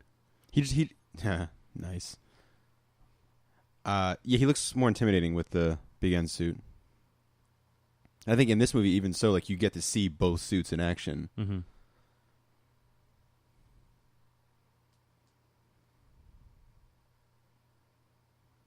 Although I'm sure this was a much more comfortable suit than for Christian Bale. It was apparently heavier, but it was easier to move in because of Mhm. the separated plates. Yeah.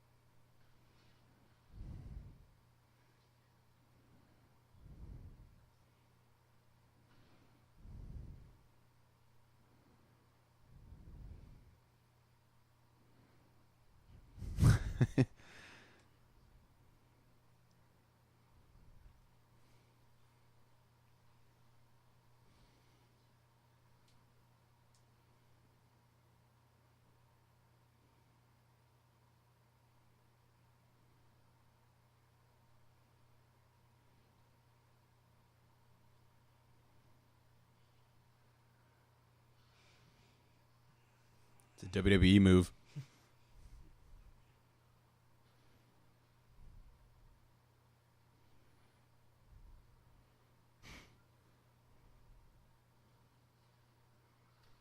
That's so fucking badass. He's actually hitting him in this sequence. Heath Ledger wanted to hit him as hard as he could.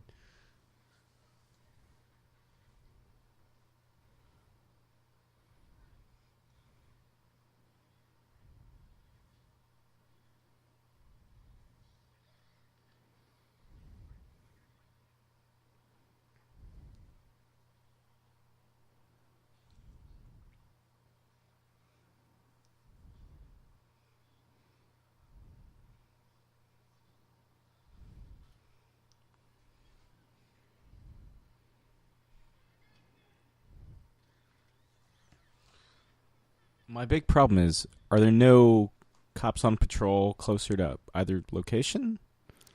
I read that Nolan put the scene in here because he was tired of the superhero scene where there's two separate people and they save both of them and everything's okay. He wanted that to go haywire. And in reality, they don't really save any of them because, Harvey goes nuts. Harvey goes nuts, and of course, we know what happens to Rachel. Yeah. Well, he would have been able to save both of them if damn. I was going to make a reference to the first Superman movie. Miss Tessmacher. Oh. If Miss Tessmacher had been there to That's right. to give it away.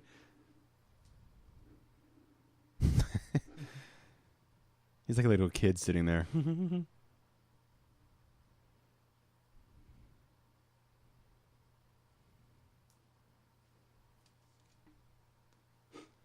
not a 40-year man, Not a 40-year though. man.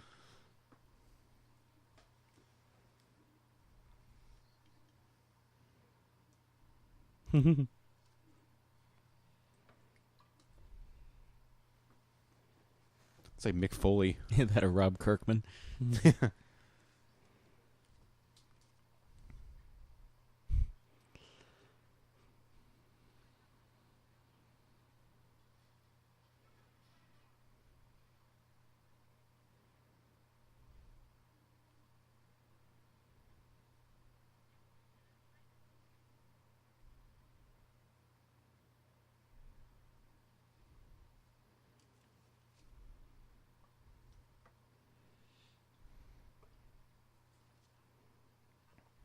As kind of weird as the scene as it is, it's funny that Batman Forever has the more truthful origin of Two-Face than Dark Knight.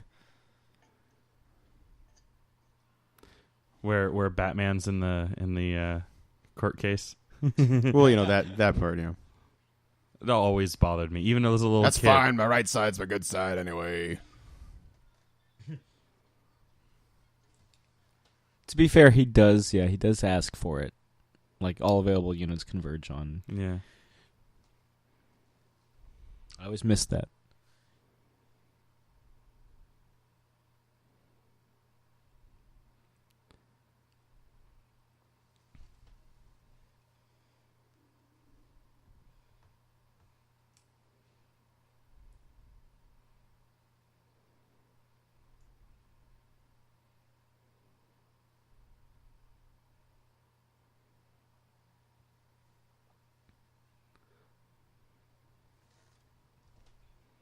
He said the magic word.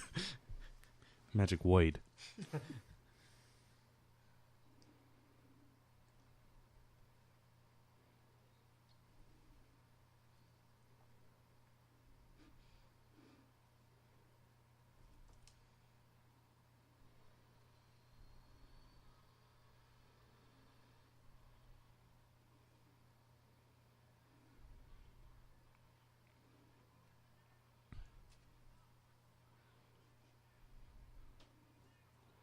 $20-year man acting like a rookie. Yeah.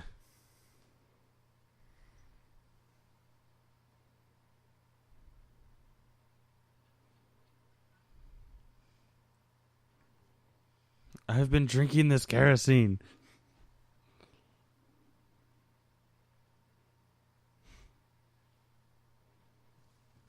Make sure I get this right.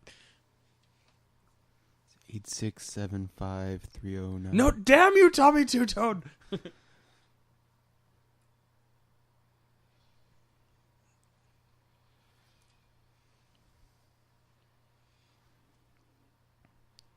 Reborn as Paperman. Everyone else knocked out or whatever, and he's just like, cool. Well, he knew it was coming.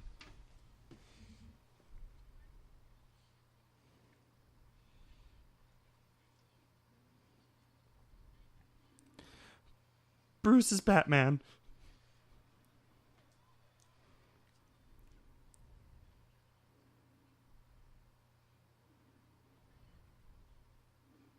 Oh, great timing, Rachel. God damn it.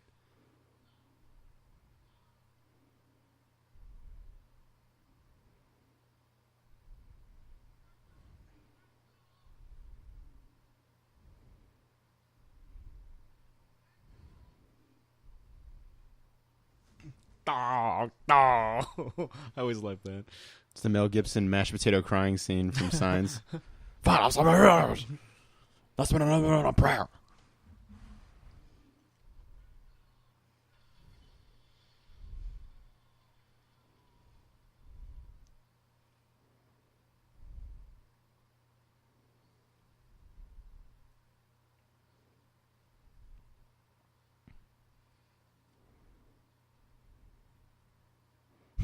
What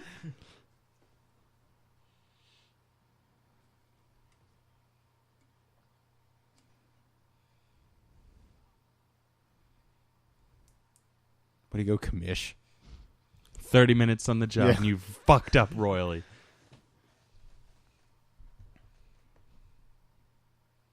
Like a puppy.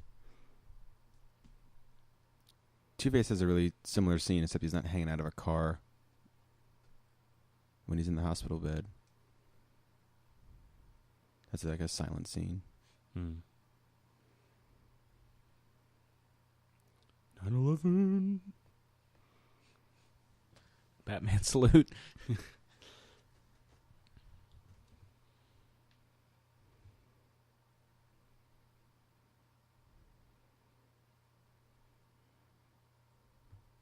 World's greatest detective.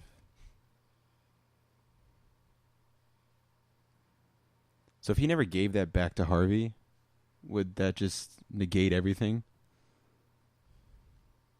He definitely wouldn't have had his symbolism. Yeah, because that's what he makes all of his choices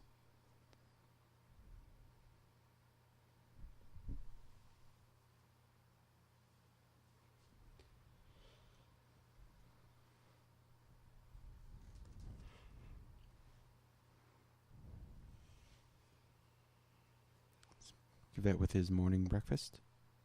Crush his soul early in the morning. This is some great, like, little, like, get this note out of here as soon as possible. What a night, Master Bruce?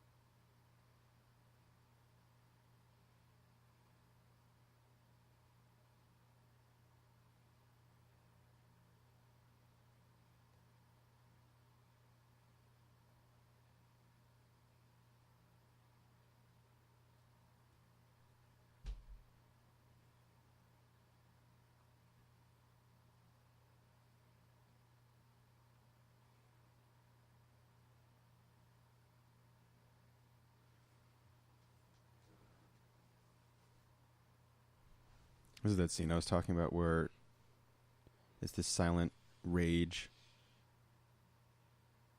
I think it's one of his best moments in the movie.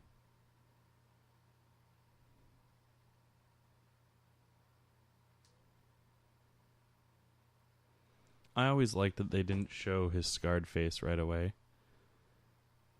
Yeah, because they cut away right before, and then you're all thrown off, and then when they show it, you're like, oh. Did you guys have it spoiled, like what his face looked like before you saw it? Because someone had posted something online, like on the Wikipedia page, and it was not the real thing. So I was psyched that so when I saw it the first time, it was in the movie. No, I mean it was the first time I saw. Was when I saw the film. Yeah, I do love how it looks like Tim Sale's Two-Face. Mm-hmm.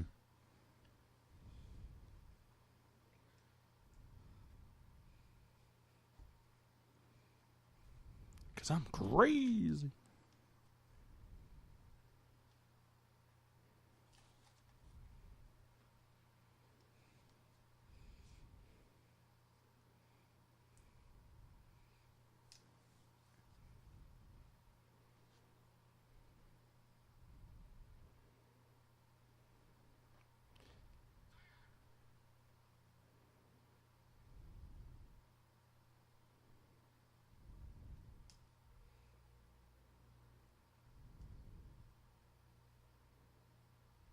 Mm-hmm.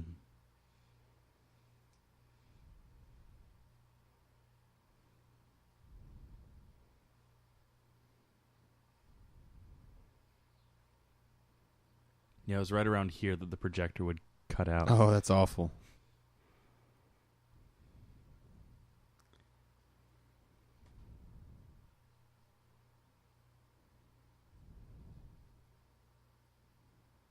Mm-hmm.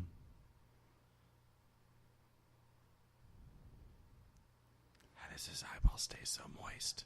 Well, I was gonna say his eyeball. It should be a dead eye. Yeah. That would just add so much more. Like he should be blind in that eye. Yeah. Or constantly putting water drops in, like that. You know, the villain always has the asthma inhaler. Yeah. So I was like, "All right, guys, we're gonna kill the bat. Hang on."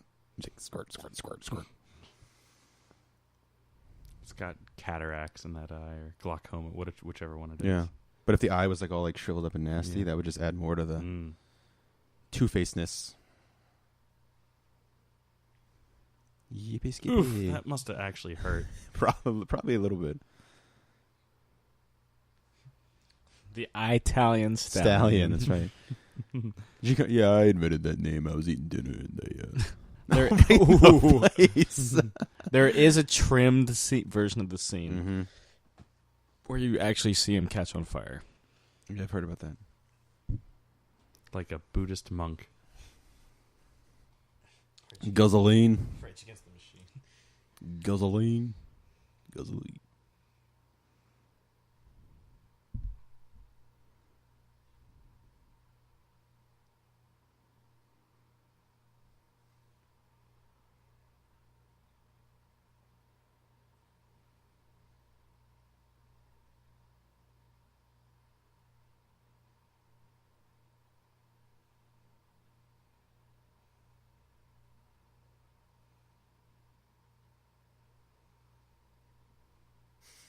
What was that? Bird? You want the bird?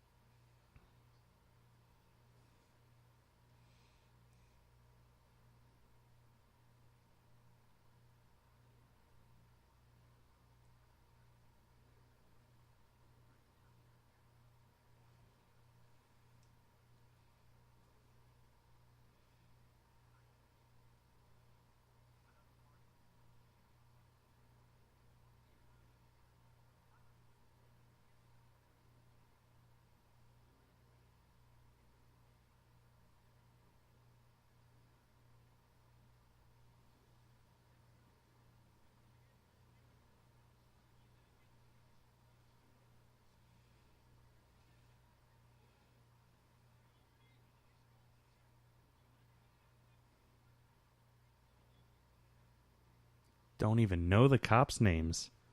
Last name is you. Surrounded by assholes.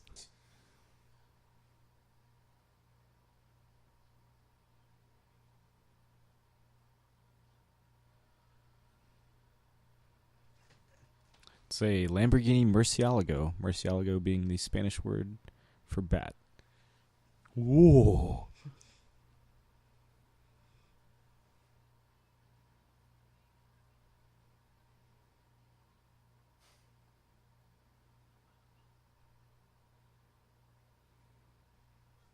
Shouldn't he have been like one of the first people evacuated if they're so concerned about him?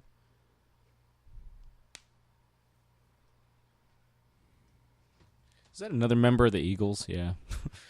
It's rough time for the Eagles. It's life in the fast lane. Surely make you lose your mind.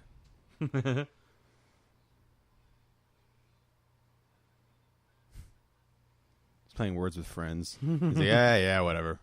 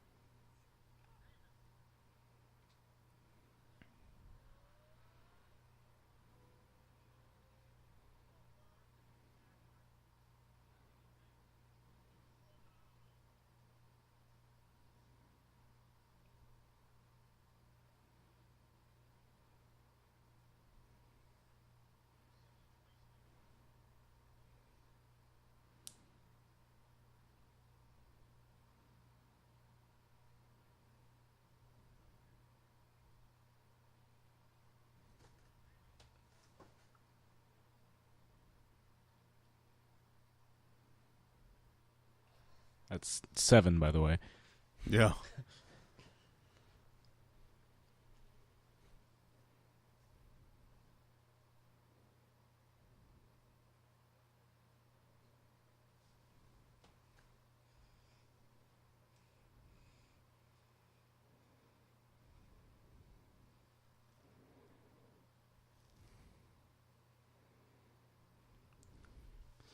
Really?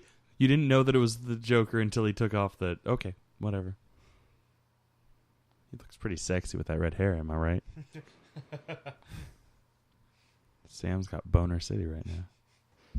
Sam's always got Boner City. Detroit Boner City, man.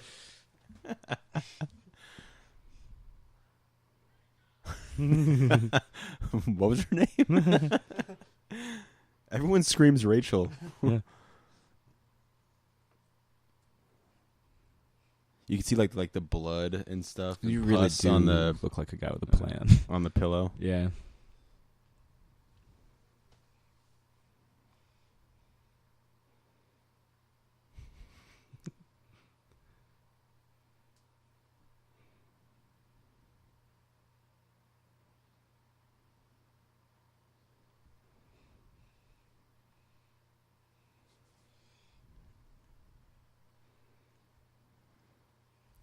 People say that I'm a schemer, but I'm not the only one. Wow. You weren't doing Space Cowboy? Imagine. Imagine. Schemer, dreamer. I mean, I guess you could go either way. They call me a schemer? Yeah, I don't even remember what the line from Space Cowboy is that has the weird sex noise. Call me Maurice. Right. Just like that ass-faced orangutan from That's right. Planet of the Apes. Yeah.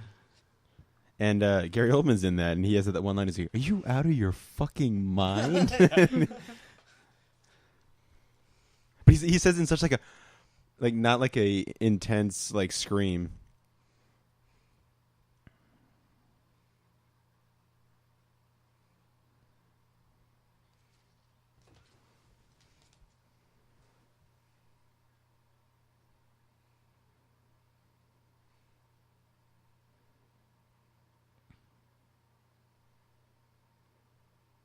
Ugh, that eye.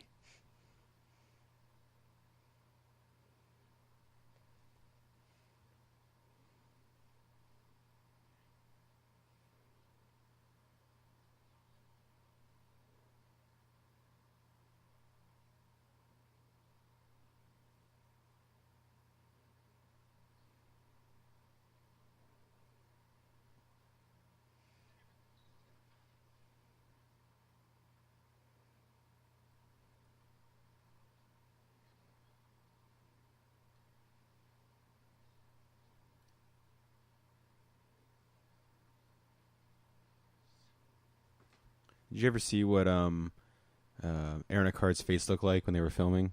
Yeah. Very, very little. Like they had a couple dots, and I think he had a bit of like a skull cap on the side of his head. I think he said that he wished he had more to work with because there really wasn't anything to like play off of.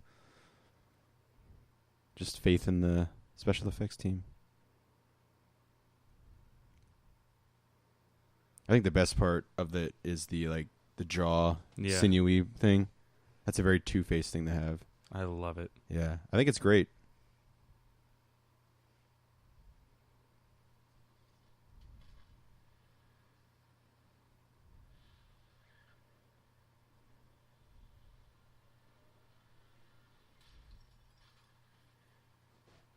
The cop car, like, kind of. This is where the Joker won over my mom for using Germex.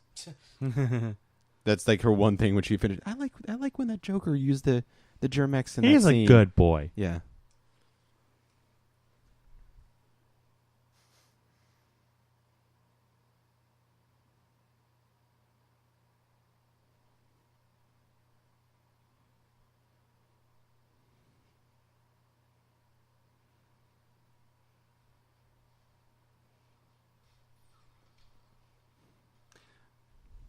I love this. Like it's shot all like in one take because they only had one take to do like all the explosions. This shot, it's all one take, and like it doesn't go off right away. So he improvises like a little like and it's perfect. His reaction is great.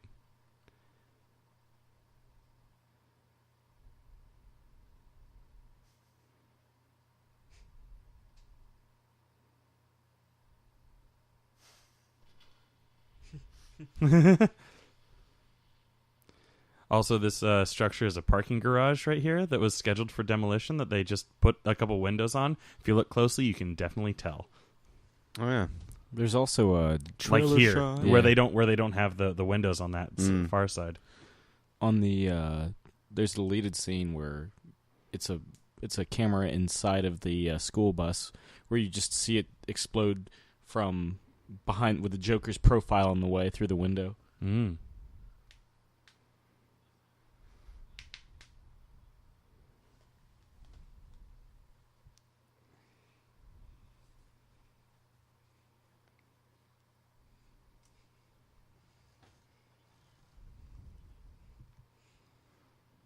But Commissioner, that's lying.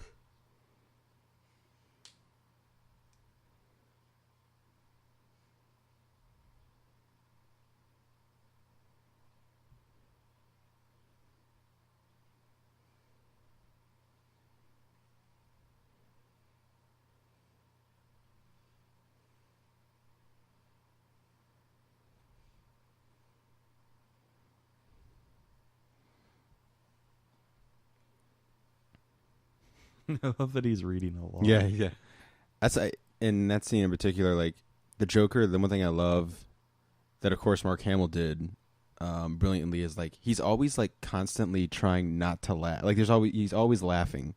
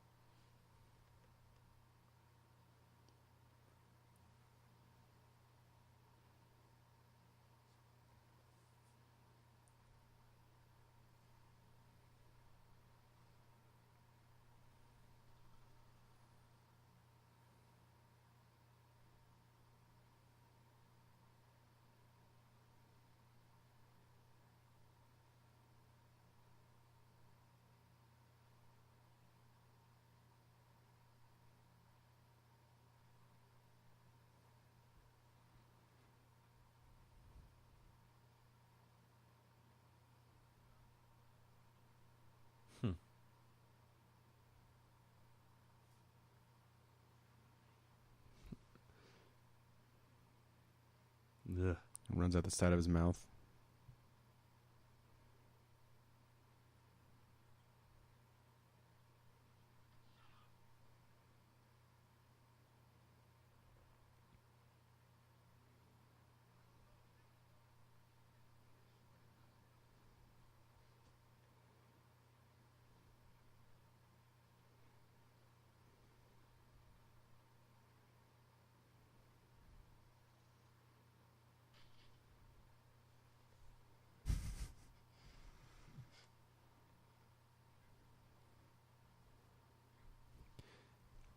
Now I'm a little paranoid about Big Brother and stuff like that. And this part of the movie just made me go, "What is Batman doing?"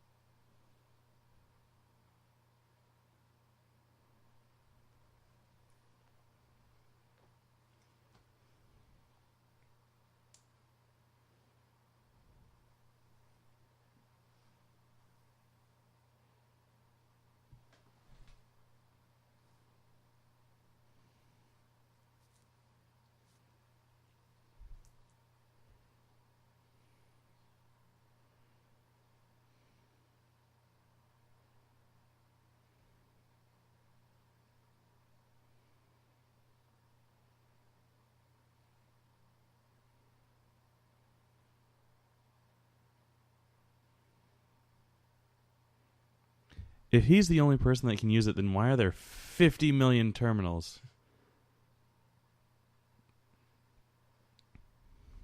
Because Yeah, oh, okay. Because it's fucking fiction.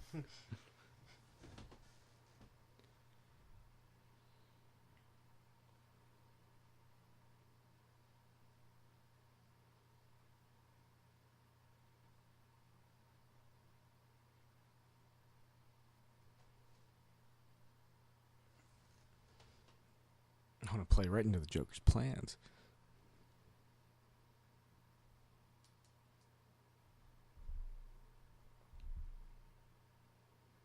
Batman will. Look at the eyeliner he's wearing. Did you see that guy get like? Yep, got big old hug from behind. Yeah. Weird.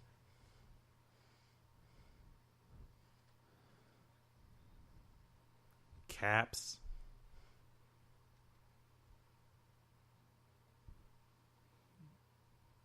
That's a great shot. Yeah.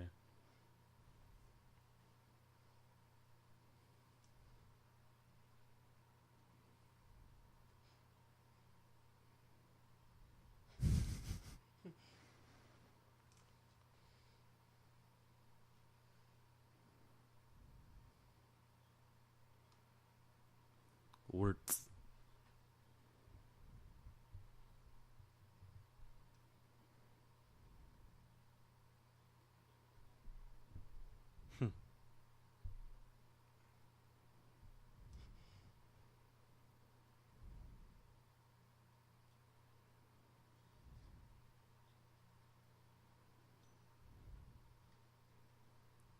Another day of wine and roses. Mm-hmm.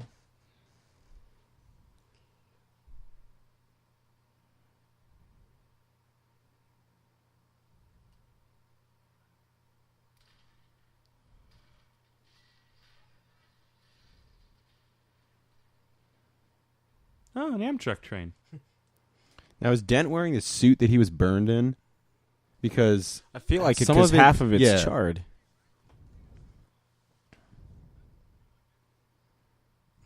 In this scenario, I probably would be like, fine. Yeah, yeah. Okay.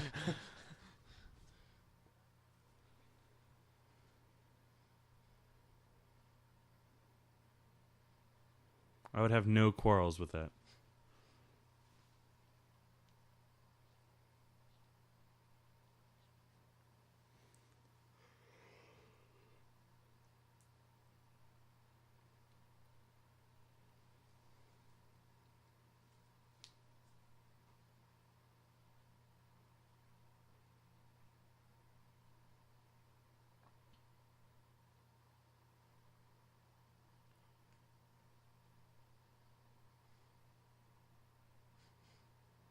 Bat salute.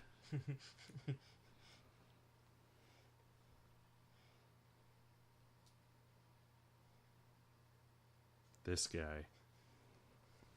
Man, how did we miss this on our routine safety check? Shit. Oh, hey, a present.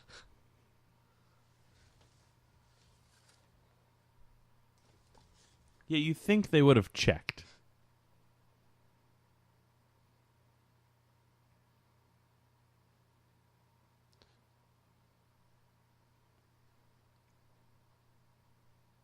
Actually, it looks like some kind of remote control.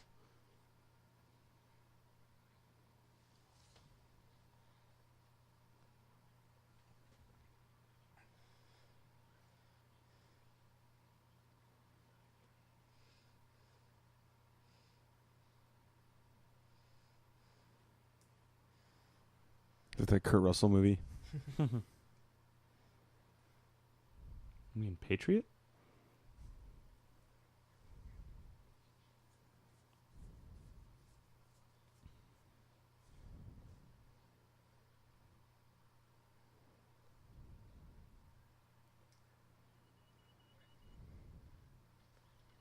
Just west. That's it. Batman knows. Like the Shadow knows.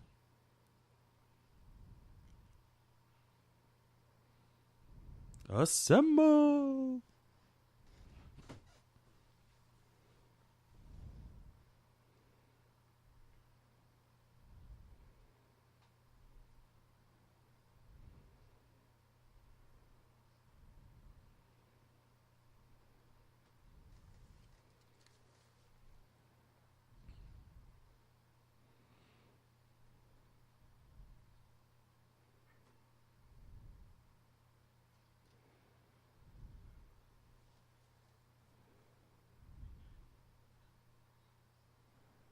I feel like this guy is kind of the doucher in The Dark Knight Returns. Yeah.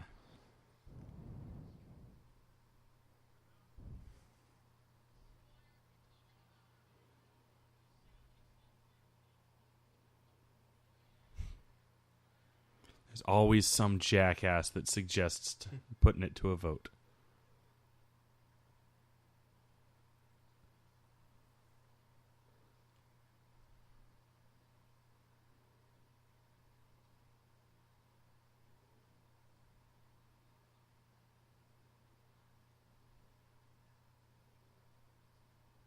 Yeah, I think that is the suit he was burned in.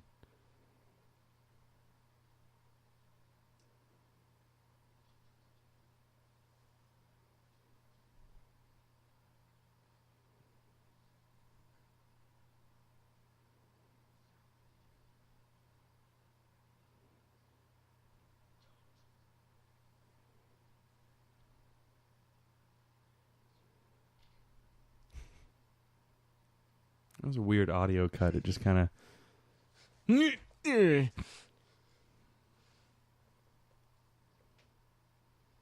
I love shooting galleries.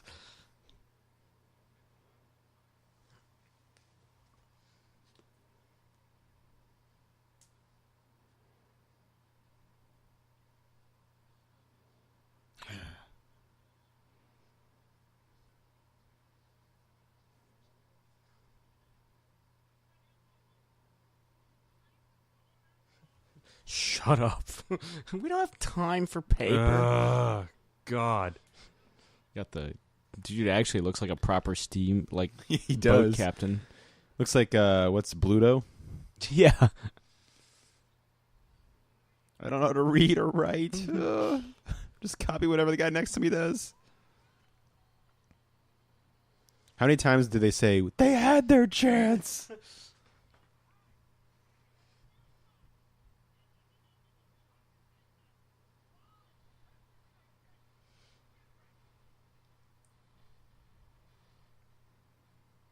Like, Batman's the hero of the movie and stuff, but the SWAT team is like more than capable, and he takes all of them out. Sometimes a bit excessively. Yeah, like The when he bombs the floor. yeah. This was a cool thing on the mask, though, giving him like the blue eyes. 'Cause Mhm. it was almost reminiscent of like the white eyes The in the comic. cartoon. Yeah, Oh, yeah, I remember yeah. they were talking about that before the movie came out, that they were going to reference that. And apparently they do it in the Batman v Superman. Dawn of Justice. Yep.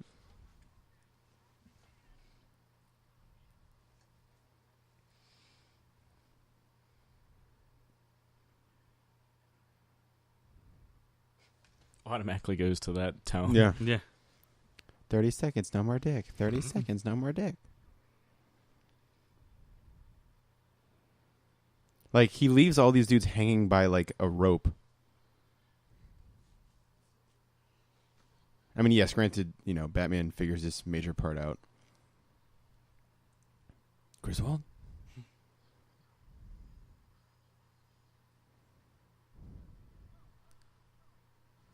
There's no easier way where he can hack into their radio signal and be like, "Hey, clowns are the He hostages." can't text Gordon again.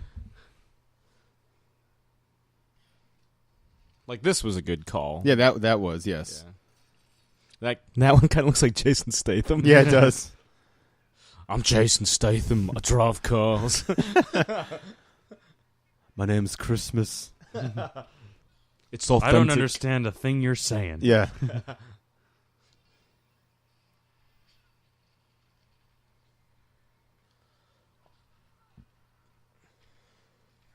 I want to punch you in the neck, like this. That was Yeah. a weird, That's almost like a dance Before he move. gets hit, he's kind of like, what's going to happen? Oh, is this going to end well for me? No. No. The Joker's theme is the two notes that they constantly repeat are DC, as a nod to DC Comics. Oh, nice. Ah.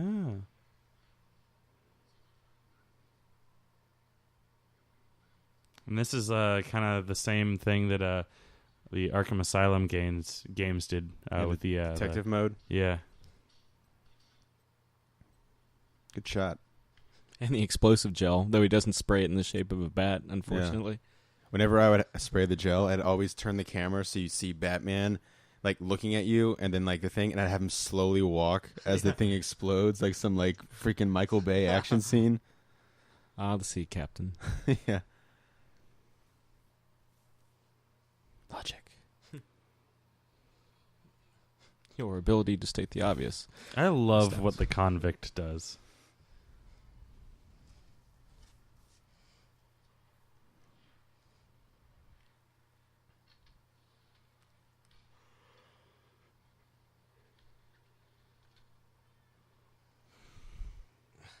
A simple, hey, the clowns are the hostages.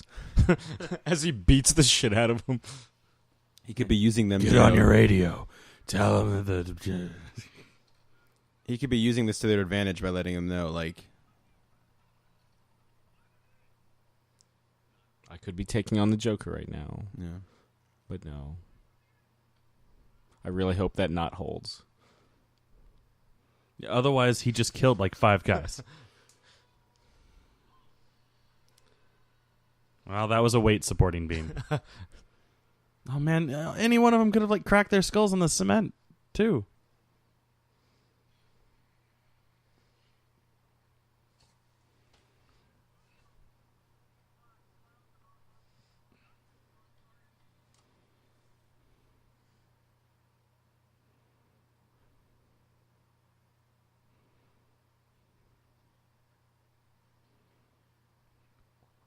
Where's the trigger?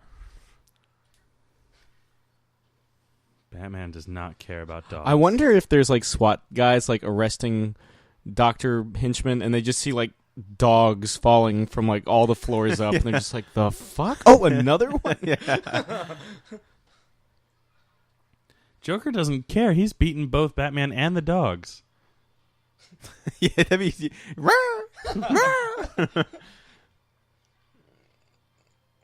Like a Showtime number. That's his like cane. Yeah.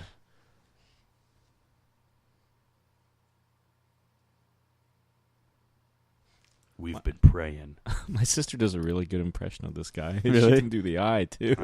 I bet. I think I've seen your sister do it.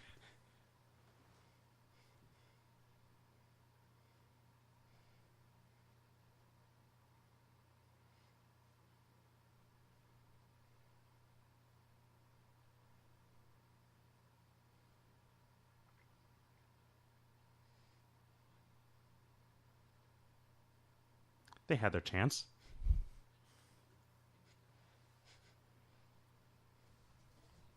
Are we going to disregard the guards and boat staff? Yep. Okay.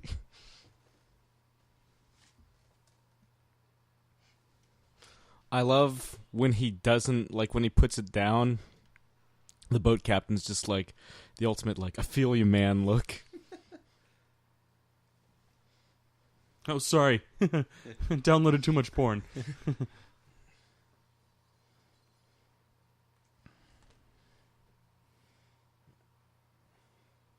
They arrest a dog. God, look at his crazy eye.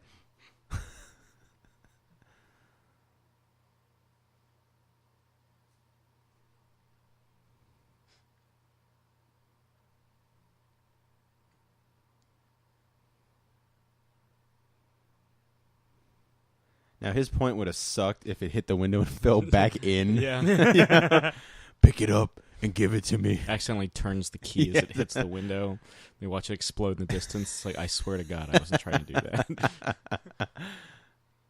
When he did that, like the first 2 or 3 times I saw that in theaters, people like fucking like applauded. Yeah. And it was like faith in humanity. Yeah.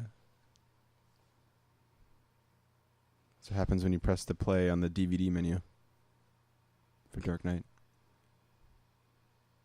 Not the Blu-ray. Discount Mark Strong. Mm. This music. Tense. Yeah, there it is. There it fucking is, dude. I feel you, man. I feel you. I can't look you in the eyes because I'm going to cry because Yeah. I feel you. I feel you. The one moment you see Joker, like, my plan didn't actually work. yeah, like, he's...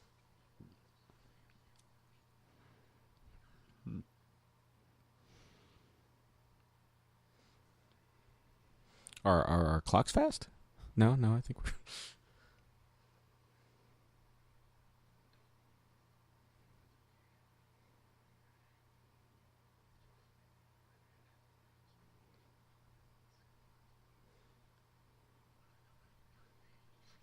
Which ones? I always thought that was a nice nod to 89. Mm-hmm. Though this time the grapple saves him instead of dooming him. Yeah. Yeah. Dooming him.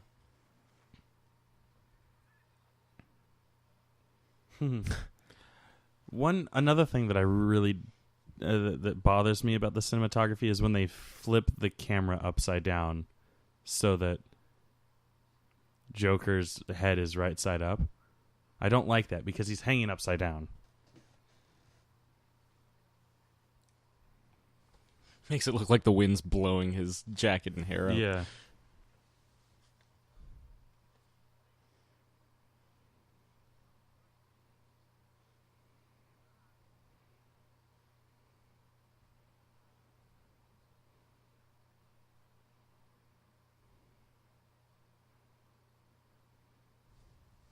That made me really sad. That always that always bums me out. Yeah, the whole scene takes a different Yeah. tragic meaning.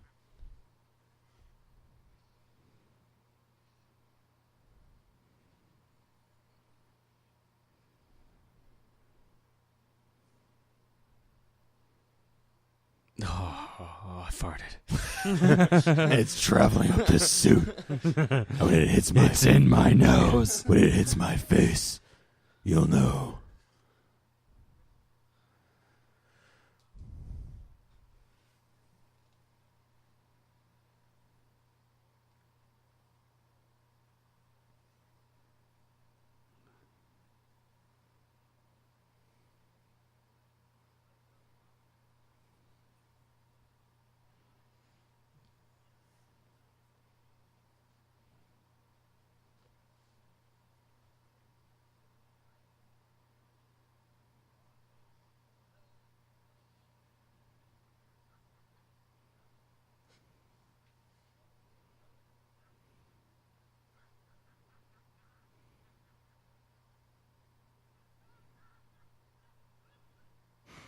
And that's it, man. That's the last we see of Heath Ledger's Joker.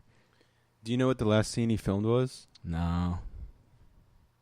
I wonder if that stuff's online. Apparently, he did live long enough to see the finished prologue, since they aired it, in December? Oh, like the bank robbery? Yeah. And the first thing he said to the projectionist or whoever was just like, I want to see it again. And so they repeated Nice. it.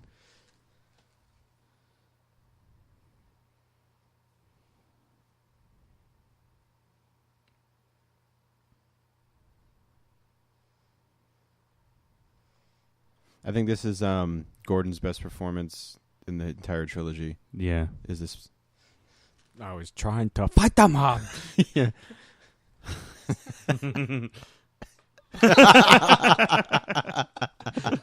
Yep, best performance in the whole trilogy. Yeah, but seriously, Sam. is that is that young Batgirl? I mean, Yeah. don't they credit her as Barbara Gordon, right? Yeah. And it's also the name of the mom. Yeah, that's awkward. So Barbara, do they have juniors for females? I don't know. Actually, Because, that's been a question that I've had for a while. Like, do females get juniors?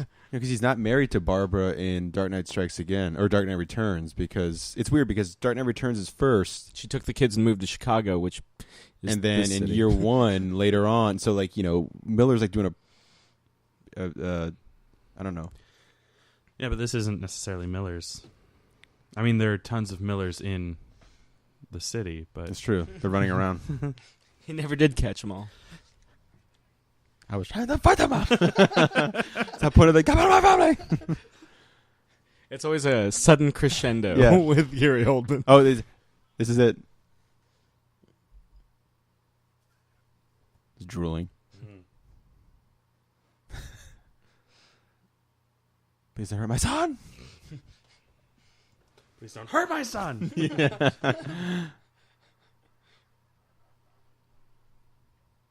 Who's that one dude with a gigantic jacket? Mr. That was Bullock. Bullock, the King Penguin?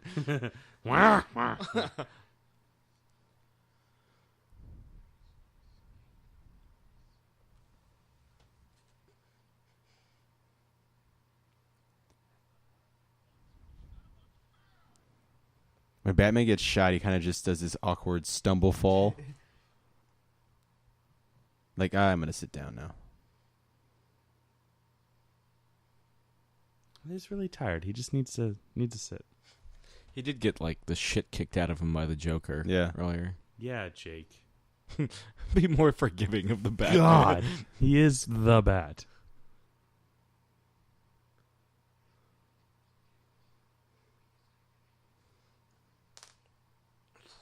We three creams.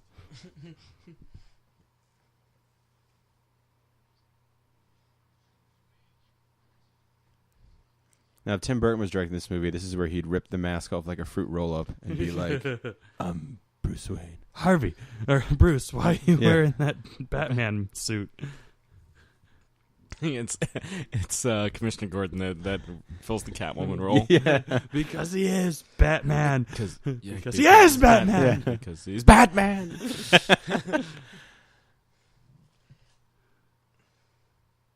And then this is where Batman. And then this is where Batman pulls out a pocket full of coins. Yeah. Why would he go second? Because he's Two-Face. And he's He's second. number 2. Yeah.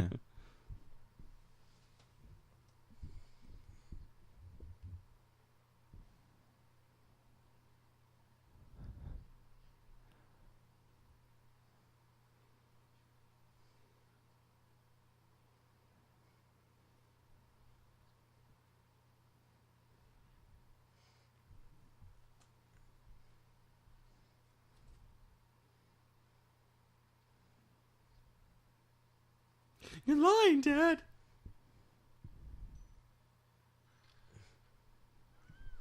Batman Year One reference. He also breaks his one rule. Yeah. Saves Gordon's kid. So the Joker was right. Freedom.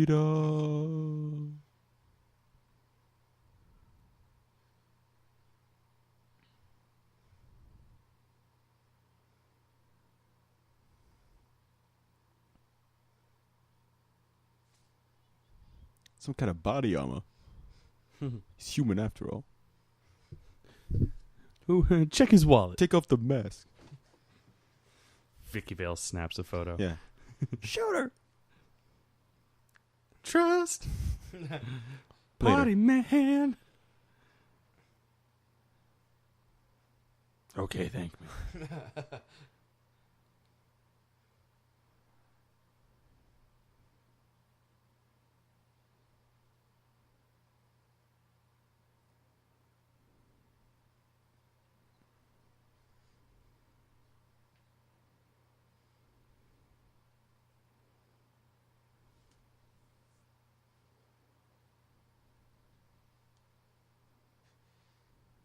Those eyes. It was cool because you never really see the white of his eyes in this outfit. I never understood the math that he did there. 5 dead, 2 of them cops. That Two-Face kills. Well, Eric Roberts and his driver. Huh? The corrupt cop in the dive bar. Yeah. Yeah. That's one of the cops. Yeah.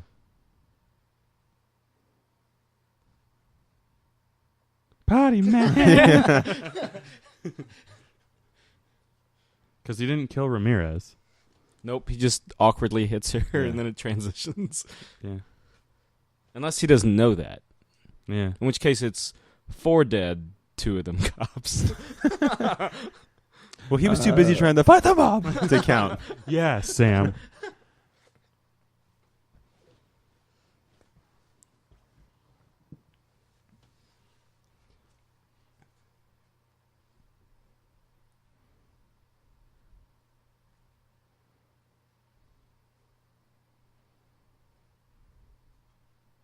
In white.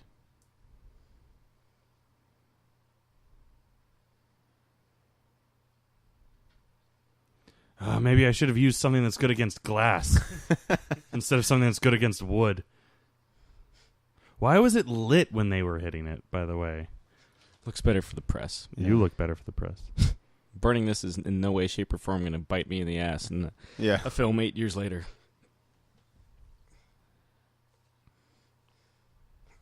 Which, again, that time jump, the 8-year time jump between this and Dark Knight Rises, didn't need to be there. Nope.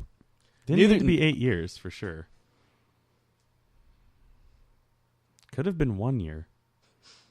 I could see that. That'd be fine. 1 year later. Just like the comic books, the 1 year later. Yeah, out comic of books. Infinite Crisis, yeah. Sure, yeah. Including Face to Face.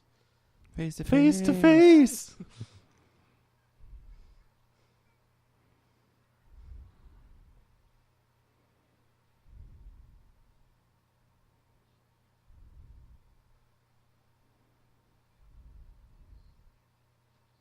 I'm not even listening to you, son. I'm just talking.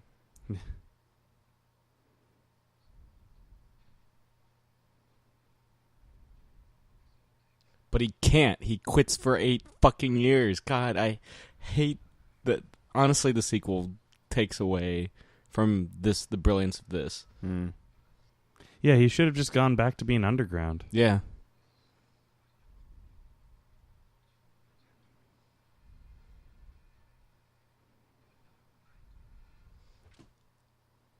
I did always line. I did always like that the last shot of the film is the first shot in the first theatrical trailer. Yeah. So the first bit that the public saw was the last. I knew shot that of they said, I think before they even started filming that Christopher Nolan, Jonathan Nolan were talking about, they knew how it was going to end with the cops chasing him. And I think originally it was going to be all on foot. But they knew, the basic idea of the whole on the run. So yeah, I mean that's the last the public or the cops see of Batman, right? And Bill Finger. But yeah, and then 8 years. Yeah, he's only Batman for a little over a year. That's all. Mm-hmm. And then 8 years later, he's Batman again for like a month. Yeah. Or how long does he take to Probably fix about his back? Probably about a week. To fix his back. Yeah. Like, I guess the whole movie takes what, like 3 months? It jumps. Like, yeah. There's a several month gap. Yeah, because like Bane holds the city hostage for like 2 months. Yeah, right? it takes however long to make for the fusion reactor to become unstable and become a dirty bomb. Yeah. But yeah, we'll find out next week. We will. We did what, in my opinion, is the high point of Batman cinema. Yeah. This is definitely my favorite. Like, Batman Begins comes real close. Really, really close. I think watching these again, I'd have to agree. I mean, but again, it's so close for me. Like, knowing of like in like in terms of like filmmaking and performances and the grandiose scale of The Dark Knight. I mean, of course, I think it's the best Batman movie ever made. But in terms of the Nolan movies, I don't know. Batman Begins is still really, really close. I think the big things that hold Batman Begins would be stuff like the fight choreography, for example. Mm-hmm. Obviously, like I said, the Batman Begins kind of... Well, the choreography is fine. It's the camera work. Right, yeah. And the editing. Like the tight angles and the quick cuts like really take away from the visual appeal of it. Whereas like in this you have a little bit better established angles, wider angles, and you're not going Right. You can actually tell what's going on thanks to the cinematography or editing. But which is interesting because Chris Nolan always uses the same cinematographer. So he was really like looking at what was popular when they made Batman Begins, and I think sorry, they dopey, happy, grumpy. Yeah. Chuckles. I think or I would like to believe that they, went back and they were like, oof. Cop with fat thug. Yep. So they went back and they were like, okay, let's make it better. Yeah, they may have heard like some of the feedback because of it. But they never paid attention to the feedback on Batman's voice. No, they were like, we need more. Chris Nolan was like, I got this. That's what the people want in his best. It's what the people want. Everyone comes in for maximum Batman voice. Oh. Because in our world, Christopher Nolan, British film director, he's played by Al Pacino. Is Al Pacino from Dick Tracy. His big boy caprice. Yeah, but I think my big thing in comparison to what I maybe don't like as much when I compare this to Batman Begins, Gotham's almost too clean in The Dark Knight. Mm-hmm. I like a little more grit to it. Yeah. Whereas this is like it's fucking Chicago. Like there's no ifs, ands, or buts about it. Yeah. Yeah. So I'm sorry. Okay. So any thoughts before we sign off? No. I mean, it's always a pleasure to watch The Dark Knight. Oh boy. So we're almost at the end of an era. And one into more left. He does wear Giorgio Armani suits. Well done. Oh, well done. yeah. But yeah, so thank you for tuning in for another Geek Out commentary with The Dark Knight. We'll be back next week to really finish our Batman 75th anniversary big screen celebration with The Dark Knight Rises. Wrapping up the year. All right. Well, if this, wrapping up the 75th anniversary year. Yeah. Well, it's been fun, guys. I mean, shit, we're watching Batman movies, so I can't really complain. That's right. But we'll catch you guys next week. Thank you very much.